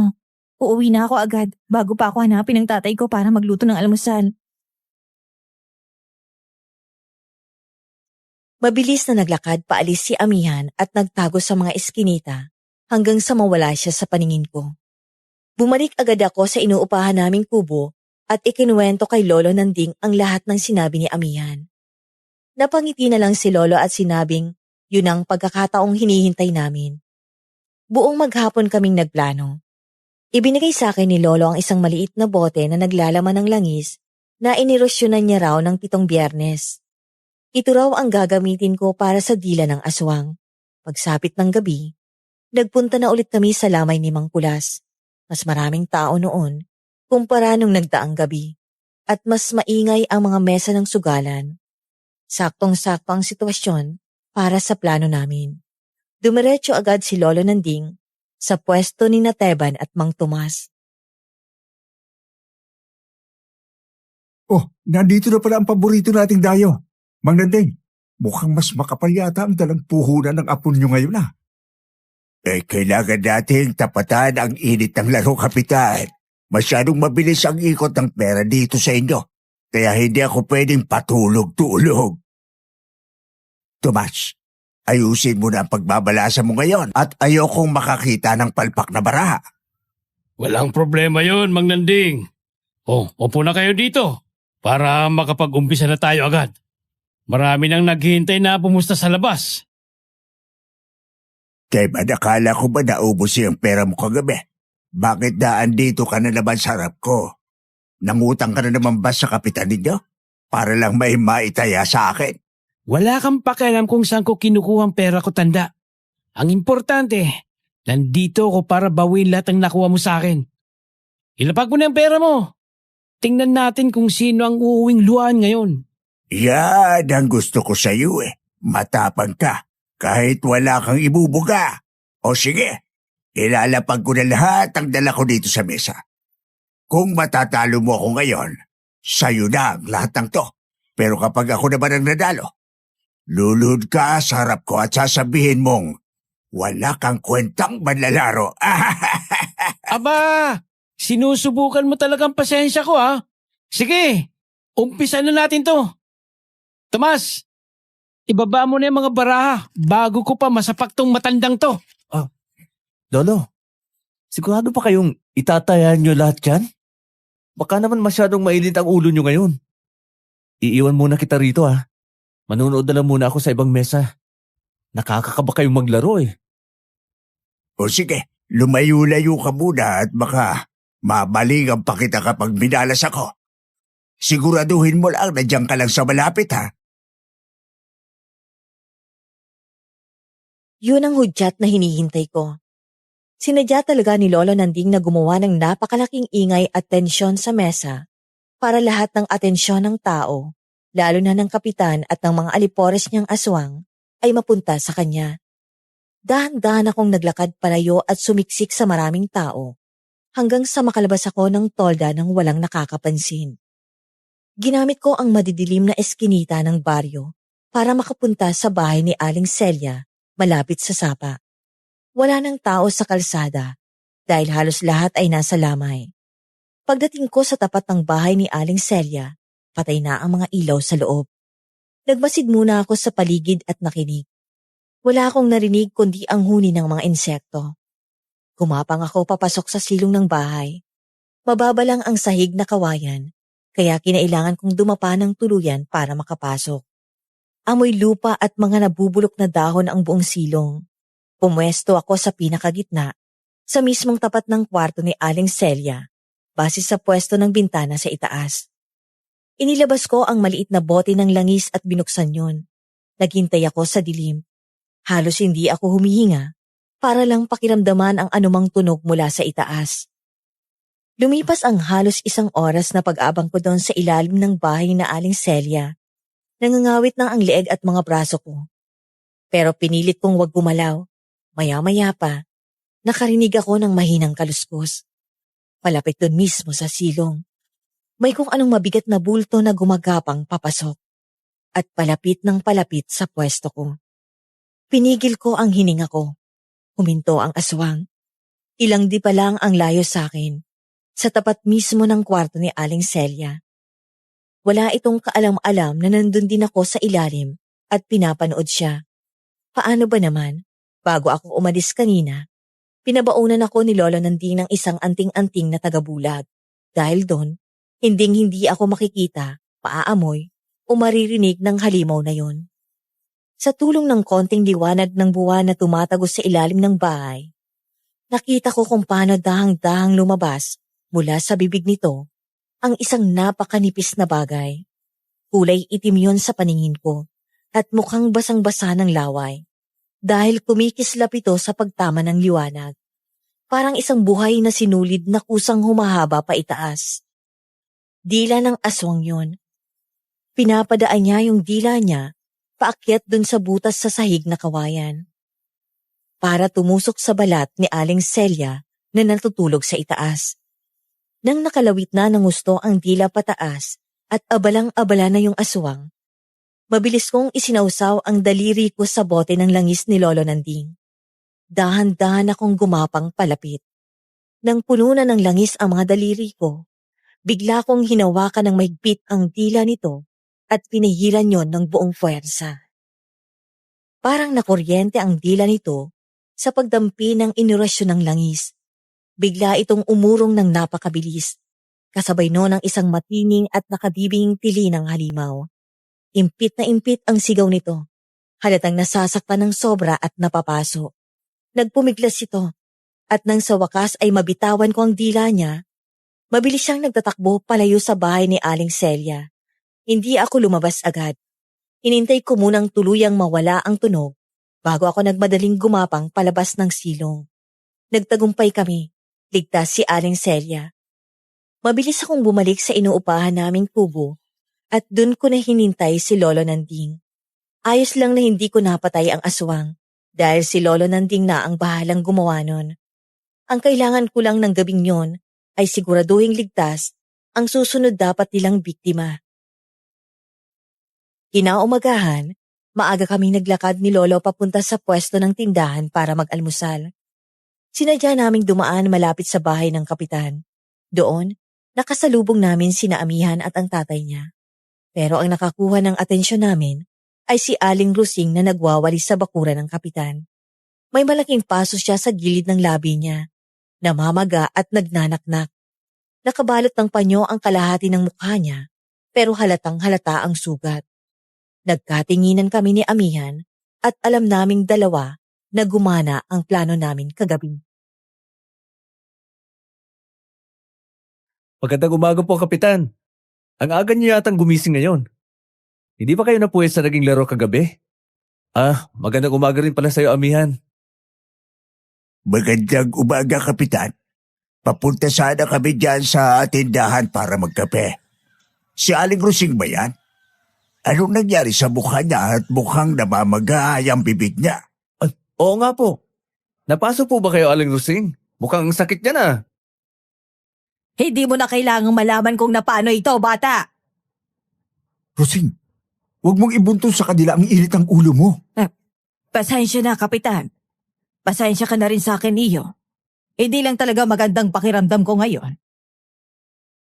May aksidenteng nangyari kay Rosing kagabi. Natapunan siya ng kumukulong mantika habang nagluluto sa bahay niya. Kaya nandito siya ngayon para magamot. Wala lang yan. Mang Nanding, pwede ba tayong mag-usap saglit? Tayong dalawa lang sana. Aba, ay oo naman, Kapitan. Tungkol saan ba itong pag-uusapan natin at parang masyadong seryoso yata ang mukha niyo ngayon? Napansin ko kasi kagabi na masyadong mainit ang dugo ng mga tao sa inyo sa sugalan. Gusto ko lang kayong bigyan ng babala. Minsan kasi kapag palaging nananalo ang mga dayo, hindi maiwasan na may magtanim ng galit. Ayokong may mangyaring masama sa inyo habang naandito kayo sa baryo ko. Naiintindihan ko ang pag-aalala mo, Kapitan. Pero sanay na kami ng apo ko sa mga ganyang klaseng sugarol. Bahagi na ng sugal ang maasar, kaya hindi kami natatakot. Alam ko, pero bilang kapitan, responsibilidad ko ang katahimikan dito. Eto, may inihanda akong maliit na pabuya para sa inyo. Malaking halaga yan, pantagdag sa mga napanulunan ninyo kagabi. Gusto ko sanang pakiusapan kayong lisanin na ang baryo namin ngayong umaga. Para na rin sa kaligtasan nyo. Aba, ay suhol ba ito para umalis kami, Kapitan? Hindi ko patatanggap yan. At saka hindi pa kami tapos ng apo ko sa pagbabakasyon namin dito. Maganda ang simoy ng hangin at marami pang pera ang mga tao sa lamay. Babalik kami mamayang gabi para tuluyan ang ubusin ang pera ni Teban. Masyado kang mayabang, Mang Nanding. Baka pagsisihan mo yung desisyon mo, mag-isip kang mabuti. Aling Rosing, hindi pa po kami nagsasawa dito. Sayang naman po kung uuwi kami agad. Ang dami pa pong nakapilang laban si Lolo. Sigurado ba kayo dyan sa desisyon nyo, Mang Nandeng? Minsan lang ako mag-alok ng tulong. Kapag may nangyaring hindi maganda sa inyo, labas na ako dyan. Handa po kami sa kahit anong mangyayari, Kapitan. Sige po. Mauna na kami at medyo kumukulo na ang tiyan namin eh. Sige, kayong bahala. Pero wag niyong sabihin hindi kami nagbigay sa inyo ng babala. Nakita ko kung paano mag-igting ang panga ni Kapitan Nestor at ni Aling Rosing. Madilim ang tingin niya kay Lolo Nanding habang papaalis kami. Doon pa lang, ramdam na namin na naghihinala na siya sa totoong pakay namin. Walang namatay sa baryo ng gabing yun. At sigurado akong ipinagtataka niya kung paano nasugatan si Aling Rosing nang walang nakakakita.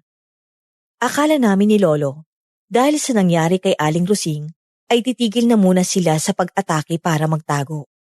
Pero nagkamali kami. Nang magtanghali, isang balita ang gumimbal sa buong baryo. Namatay ang isang matanda, si Mang Benigno, isang dating kapitan at pinakaginagalang na matanda sa lugar nila. Hindi namin siya nabantayan dahil kay Aling Celia kami nakatutok. Dahil sikat at nire-respeto si Mang Benigno, in-announce agad ni Kapitan Nestor na gaganapin ang pinakamalaking lamay sa covered court na pag-aari niya. Ramdam ko ang halo-halong inis at panghihinayang. Kung alam lang sana namin na may isa pa silang target, baka nailigtas din namin si Mang Benigno. Kinahapunan, habang nag-aayos kami ni Lolo ng mga gamit sa kubo, may kumatok sa pinto namin. Pagbukas ko, laking gulat ko nang makita ko si Amihan. Pumasok siya agad at isinara ang pinto. Makoy, buti naman at nandito pa kayo.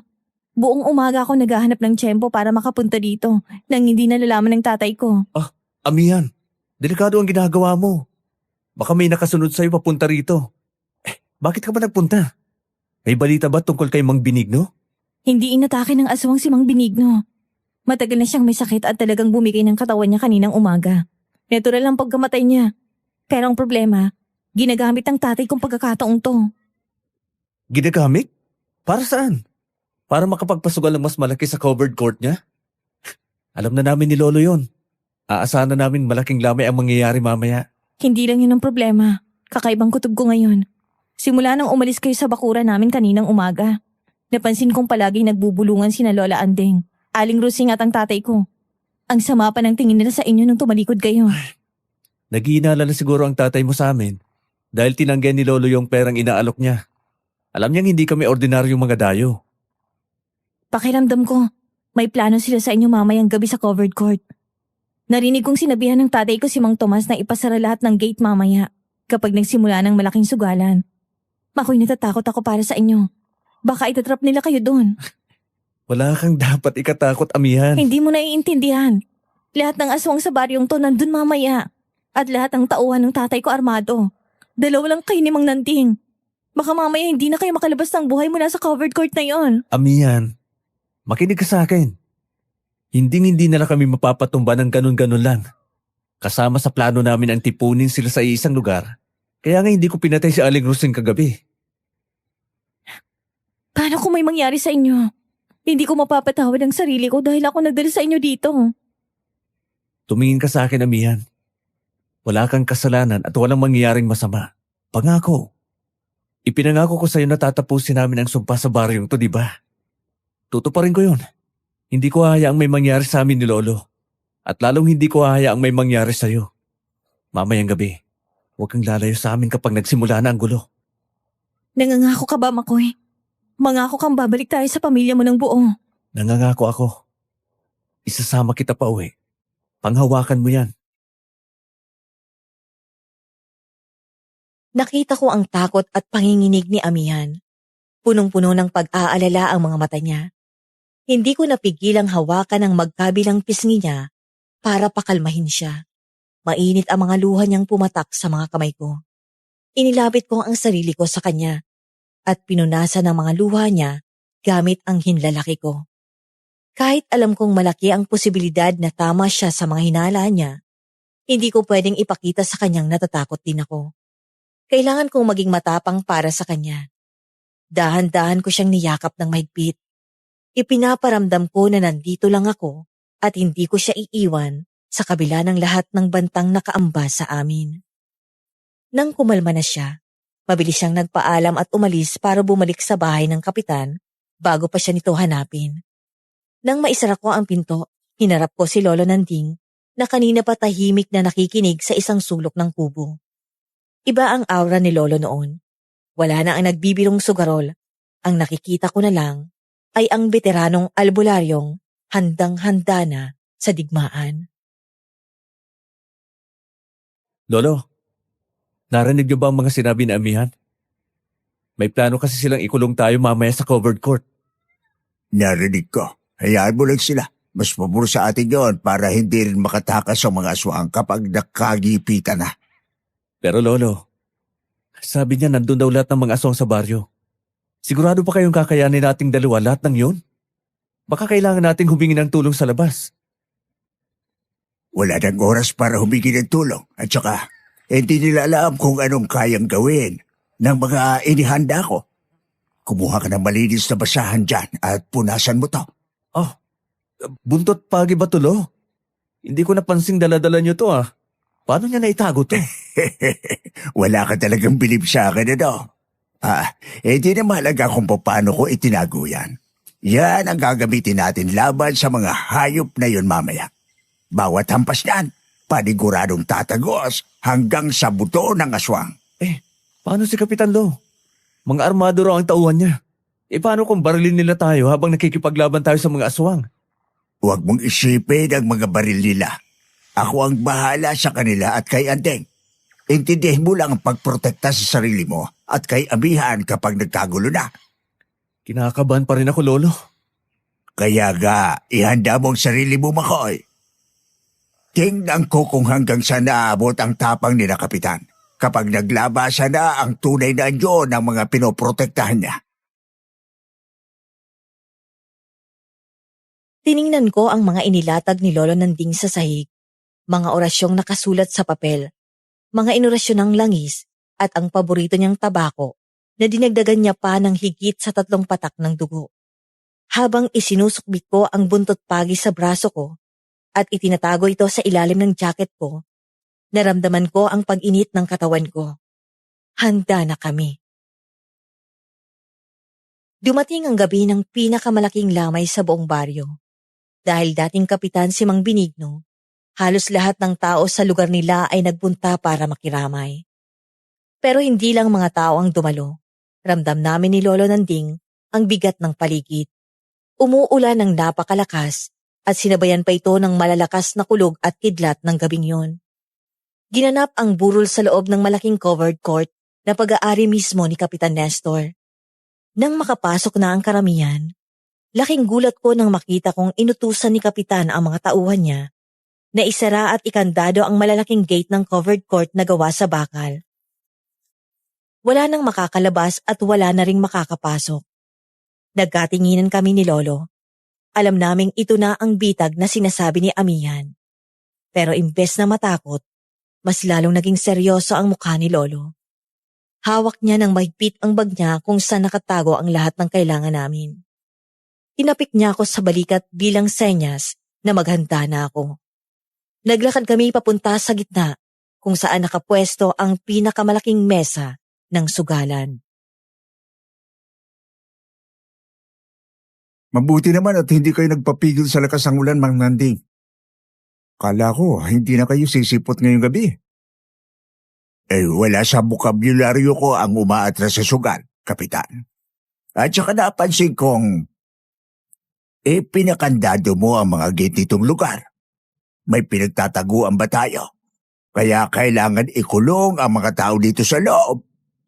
Para lang yan sa seguridad ng lahat. Napakalakas ng bagyo sa labas Baka may mangyari pang aksidente kung hayaan kong labas-masok ang mga bisita. Gusto ko lang siguraduhin ligtas sa mga tao habang naglalaro tayo. Tama yun, Mang Nanding. Tsaka para walang tatakbo kapag natalo ng malaki. Oh, dito tayo sa espesyal na mesa. Kayo lang, si Kapitan at si Lola Anding ang maglalaro. Malaki ang taya dito, kaya hindi pwedeng sumali ang mga walang pondo. Magandang gabi sa inyo, mga dayo. Matagal-tagal na rin akong hindi nakakahawak ng baraha. Pero dahil espesyal ang gabing ito, naisipan kong sumali. Balita ko kasi, napakaswerte niyo raw. Gusto kong malaman kung totoo yun. Malalaman mo rin mamaya, Andeng. Pero bago ang lahat, napansin kong parang uhaw na uhaw ka. Kanina ka pa nakatingin dyan sa liig ng apo ko. Ay anong sinasabi mo sa nanay ko, Dayo? May pinupunto ka ba? Nandito ka pala, Roseng. Wala naman. Nagbibiro lang ako. Ikaw, kumusta? Mukhang hindi pa yata magaling yung sugat mo Mukhang nabubulok na yung bibig mo. Masakit ba? Mang Nanding, mukha yatang may laman niyang sinasabi mo. Huwag mong biruin ang ganyan sina Rosing at Lola Anding. Dahil hindi sila kagaya ni Teban. Ang mabuti pa, umpisa na natin to. Lolo, nakita ko sa Amihan doon sa may lutaon banda. Gusto niyo po bang kumuha muna ako ng kape bago kayo mag-umpisa? Huwag na, dito ka lang sa likod ko. Hindi ako mag-uumpisa nang hindi ko nasisindihan tong bagong tabakong inihanda ko. Malamig ang gabi. Kailangan nating pampainit. Sige lang, gawin niyo lang kung anong magpapalakas ng loob niyo. Tomas, ibigay mo na ang mga baraha para matapos na to. Kinuha ni Lolo Nanding ang tabako mula sa bulsa niya. Ito yung tabako na dinagdagan niya ng mas maraming patak ng dugo at inurasyonan ng napakatagal kanina sa kubo. Pagkakiskis niya ng posporo, dahan-dahan niya itong itinapat sa dulo ng tabako. Pagkasindi pa lang, napakakapal na usok agad ang ibinuga ni Lolo. Kung mabaho na yung nauna niyang ginamit, mas doble o triple pa ang sangsang nito. Amoy na amoy ang lansa ng sariwang dugo na parang iniihaw na bulok na karne. Halos masuka ako kahit nakatayo ako sa likod niya. Pero pinilit kong tiisin at tinakpan ko na lang ang ilong ko. Nakita ko kung paano magtakip ng ilong ang mga normal na tao sa paligid namin. Lalo na si Mang Tomas na halos maiyak sa usok. Pero ang atensyon namin ni Lolo ay na kay Lola Andeng. Diyos ko namang Nanding. Ano na naman ba yung hinihit-hit mo ngayon? Lalo yatang bumaho. Hindi ko makita yung bara sa sobrang hapdi sa mata ko. Tumahimik ka, Tomas. Mang Nanding, pwedeng mas ibuga mo pa papunta dito sa pwesto ko yung usok mo. Parang bigla kong nakaramdam ng matinding guto. Gusto mo ba talaga ng usok na to, Andeng? O sige, eto.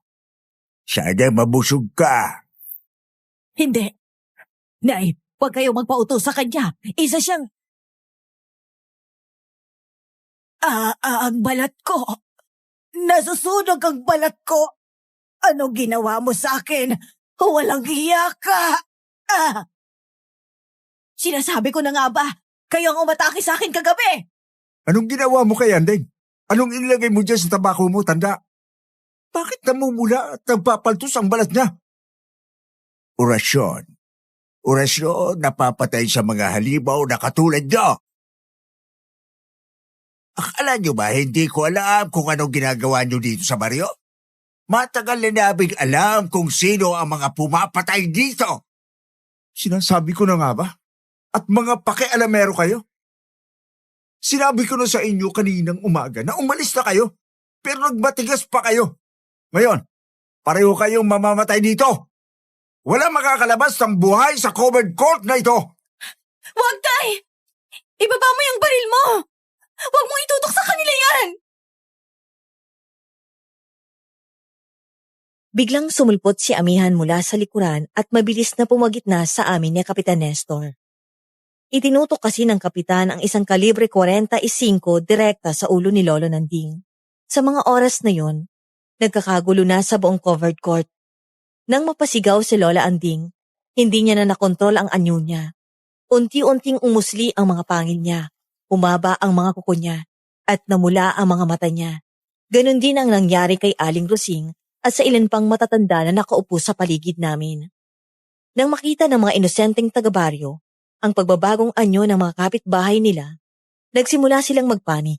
Nagsigawan ng mga tao. Nagtulakan papunta sa mga gate, pero dahil nakakandado ang mga ito, wala silang mapuntahan. Natrap ang mga tao sa loob kasama ang mga halimaw. Pero ang pinakamalaking tensyon ay ang nangyayari sa harapan namin, kung saan nakatayo si Amihan para harangan ng baril ng sarili niyang ama. Tumibig ka dyan, Amihan! Huwag kang makialam dito kung ayaw mong ikaw ang unahin ko! Lumayo ka sa mga layong yan! Hindi ako aalis dito! Kayo ang dapat tumigil, Tay! Hindi niyo ba nakikita ang ginagawa niyo? Pinapatay niyo mga kabaryo natin para lang sa pera! Ginagawa ko to para yumaman tayo! Para magkaroon ng laman ang sikmura mo! Umalis ka dyan dahil katapusin ko na ang pangingialam ng matandang yan! Mamamatay tao ka! Sabihin mo sa kanilang lahat ang totoo! Ako ang nagpadala ng sulat kina Makoy para pumunta sila dito. Ako ang nagsuplong sa inyo dahil hindi ko na masikmura ang mga ginagawa niyong pagpatay. Walang iya kang bata ka? Ako ang nagpakain sa'yo? Ako pa ang ipanagkanulo mo? Ganyan bang igaganti sa lahat ang ginawa ko para sa'yo? Wala na akong pakialam sa mga ginawa mo kung galing naman yan sa dugo ng mga inosenteng tao. Halimaw ka rin, Itay. Mas masahol ka pa sa mga aswang na pinapakain mo dito. Kapitan, ibaba nyo na yung baril nyo. Wala na kayong kawala. Alam na ng buong baryo ang katotohanan. Nakita na nilang lahat ang mga aswang na itinatago nyo. Tumahimik ka! At ikaw, Amihan! Akala ko ba may pakialam ako sa buhay mo? Akala mo ba ituturing pa kitang tunay na anak matapos ng ginawa mong pag-traidor sa akin? Hindi kita tunay na anak. Ampun lang kita. Pinulot lang kita sa kalsada noon. Dahil akala ko'y pakikinabangan kita. Wala akong pakialam kahit mamatay ka kasama ang mga dayong yan! Nakita ko kung paano nanlaki ang mga mata ni Amihan. Parang pinagsakluban siya ng langit at lupa sa mga narinig niya. Bumagsak ang mga balikat niya at hindi siya makapagsalita. Ang luhang kanina pa niya pinipigilan ay tuluyan ng bumuhos. Gumuho ang buong mundo niya nang malaman niyang ang taong tinawag niyang ama buong buhay niya ay hindi pala niya kadugo at kinukup lang siya para gawing utusan. Akmang ikakasana ni Kapitan Nestor ang baril niya para iputok kay Amihan, kaya mabilis akong humakbang. Hinawakan ko ang braso ni Amihan at malakas ko siyang hinila papunta sa likod ko para protektahan siya. Handa na sana akong isangga ang sarili ko sa bala, pero biglang may nangyaring hindi inaasahan ng kahit sino sa amin. Wala na palang silbi ang kasunduan natin, Kapitan. Buko na tayong lahat dahil dyan sa ampon mo. Andeng, anong ginagawa mo? Umatras ka! Tutulungan ko kayo makatakas dito. Pero papatayin muna natin sila! Kapag nakarating to sa bayan, wala na rin kwenta dahil alam na ng lahat ang tungkol sa amin. Mas mabuting isama na lang kita sa hapunan namin ngayon para manahimik ka na habang buhay. Ano? Bakit ako ang sinisisi mo, Andeng? Hindi ako ang... Dahil ikaw ang may kasalanan. Masyado ka kasing kahaman. Kaya nakarating dito mga walang hiyang-yan. Dahil sa'yo, naporna ng tahimik na buhay naming mga aswang. Sinasabi ko na nga ba't hindi magandang ideya makipagkasundo kami sa'yo? Dapat sinakop na lang namin ang baryong ito at ginawa ka na lang din naming pagkain. Papatayin ka namin kasama ang dalawang yan. Hindi! Huwag! Huwag kayong lumapit! Bago pa man maikasa at maitutok ni Kapitan ang baril sa halimaw na si Lola Andeng, mabilis siyang dinamba ng matandang aswang kasama si Aling Rosing at ng 3 pang halimaw. Napakalakas nila. Sa isang iglap, bumagsak sa sahig ang Kapitan habang pinagkakaguluhan siya ng mga aswang. Dahil buking na ang lihim nila sa buong baryo, naisip ng mga aswang na wala ng kwentang kasunduan nila ng Kapitan. Gusto na nilang patahimikin ito kasama namin. Kahit na masama ang Kapitan, sinubukan pa rin namin siyang iligtas. Inilabas ko ang buntot paging dala ko at inihataw ko iyon ng malakas sa likod ni Aling Rosing. Napasigaw siya at napabitaw kay Kapitan. Si Lolo Nanding naman ay nagsimulang magsambit ng mga orasyon habang nagsasaboy ng inorasyon ng langis sa mga aswang. Pero huli na ang lahat. Nang makalas namin si Andeng mula sa ibabaw ni Kapitan, nakita naming duguan na ang leeg nito. Napunit na ang lalamunan ng Kapitan at wala na itong buhay. Hindi nyo kami matatalo dito, albularyo. Kaming mga aswang ang maghahari sa baryong ito. Hindi mangyayari yun habang nandito kami. Subukan mong lumapit at hahatiin ko yung katawan mo gamit ang buntot pagi. Hindi na kayo makakapanakit pa ng mga inosente.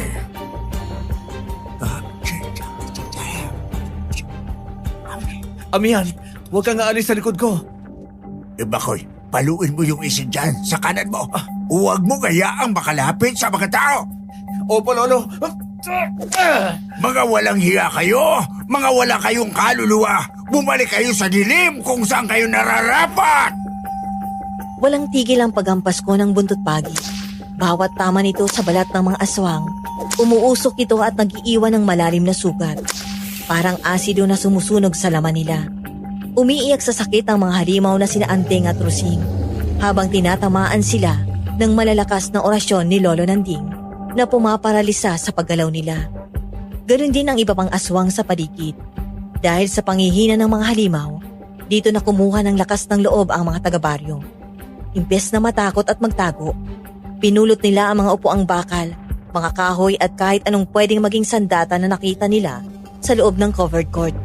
Pinagtulong-tulungan nilang puyugin ang mga aswang para makaganti sa pagkamatay ng mga kaanak nila. Wala nang nagawa sina Andeng at Rosing sa tindi ng mga hampas ko ng buntot pagi, sa tapang ng mga orasyon ni Lolo at sa galit ng mga tao. Tuluyan silang nalagutan ng hininga. Umalingaw-ngaw ang huling impit at ungol ng mga halimaw bago tuluyang bumagsak ang mga walang buhay na katawan nila sa sahig. Namatay sila dun mismo sa lugar kung saan nila ginawang negosyo ang buhay ng mga inosente. Matapos ang laban, naiwan ng mga taga-baryo na naghahabol ng hininga. Pilit pinoproseso ang madugo at malagim na nasaksihan nila ng Kabinyo.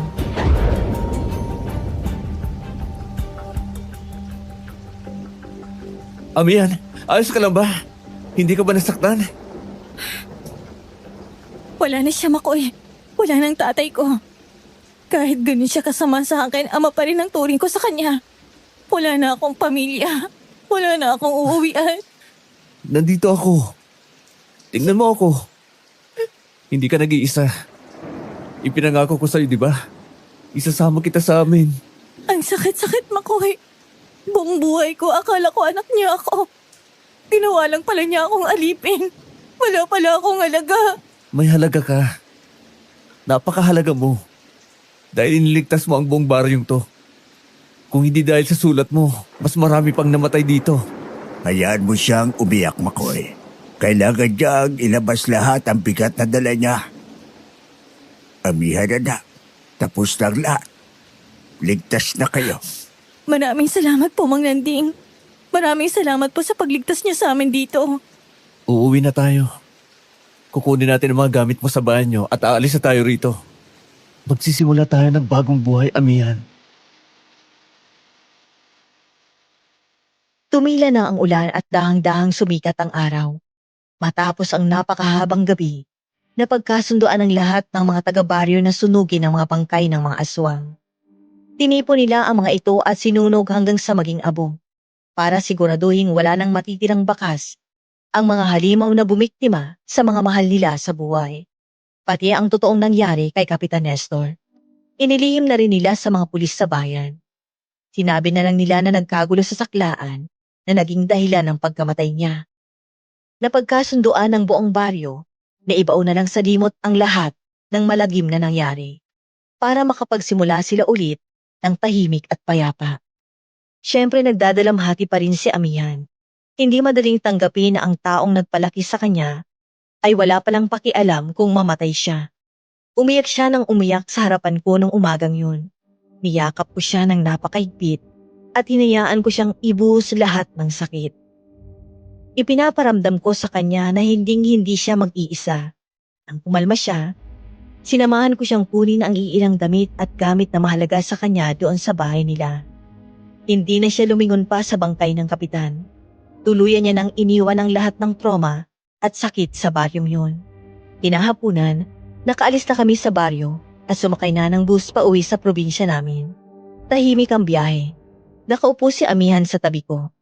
Sa sobrang pagod at puyat niya sa mga nakaraang araw at sa dami ng iniyak niya, nakatulog siya agad habang nakasandal ang ulo niya sa balikat ko. Tinitigan ko ang mukha niya noon at ipinangako ko sa sarili kong aalagaan ko siya habang buhay. Lumingon ako sa likurang upuan kung saan nakapwesto si Lola Nanding. Nakasandal siya doon, nakangiti habang nakatingin sa labas ng bintana. At sa pagkakataong yun, ang hinihitit niya ay isang normal na tabako na lang na binili niya sa terminal. Gaya ng ipinangako ko, iniuwi ko si Amihan sa amin. Doon na kami nagsama at tuluyang bumuo ng sariling pamilya. Nang magkaroon kami ng 2 anak, nagdesisyon akong mag-abroad para mas mabigyan sila ng magandang kinabukasan. Sa awa ng Diyos, nagbunga naman ang mga sakripisyo namin. At nagbigay ito sa amin ng pagkakataong mamuhay ng masagana dito sa syudad kung saan kami nakatira hanggang sa mga araw na ito. Maraming salamat sa lahat ng mga listener na nag-antabay at nakinig hanggang dulo sa kwento kong ito. Maraming salamat din po sa buong team ng Kwentong Takip Siling dahil nabigyan ng boses ang naging karanasan namin ni Lolo Nanding. Muli, ako po si Makoy. Hanggang dito na lang po mga katakip siling. Napakabigat at talagang nakakakilabot ng kwentong ibinahagi sa atin ngayon ni Sender Makoy. Isang malinaw na paalala na minsan, mas nakakatakot pa ang kasakiman ng kapwa natin tao kaysa sa mismong mga halimaw na nagtatago sa dilim. Pero nakakatuwa ring malaman na sa kabila ng madilim at madugong karanasan nila sa baryong yon, nauwi pa rin sa maganda ang tadhana ni Makoy at Amihan. Maraming salamat sa inyong lahat na sumama at nakinig sa kwento natin ngayong araw. Kayo ba? Anong gagawin niyo kung sakaling malagay kayo sa sitwasyon ni Makoy at Lolo Nanding? I-comment nyo lang dyan sa ibaba dahil nagbabasa ako ng mga komento nyo. Siyempre, kung nagustuhan nyo ang kwento natin, huwag nyo rin pong kalimutang mag-like, mag-subscribe, at i-hit ang notification bell para laging updated sa mga bagong uploads natin araw-araw. Hanggang sa muli, mga katakip silim. Mag-ingat tayong lahat palagi. Napakinggan niyo po ba ang ating kwento hanggang dulo? Huwag niyo pong kalimutang mag-iwan ng comments. Maraming salamat po sa pakikinig.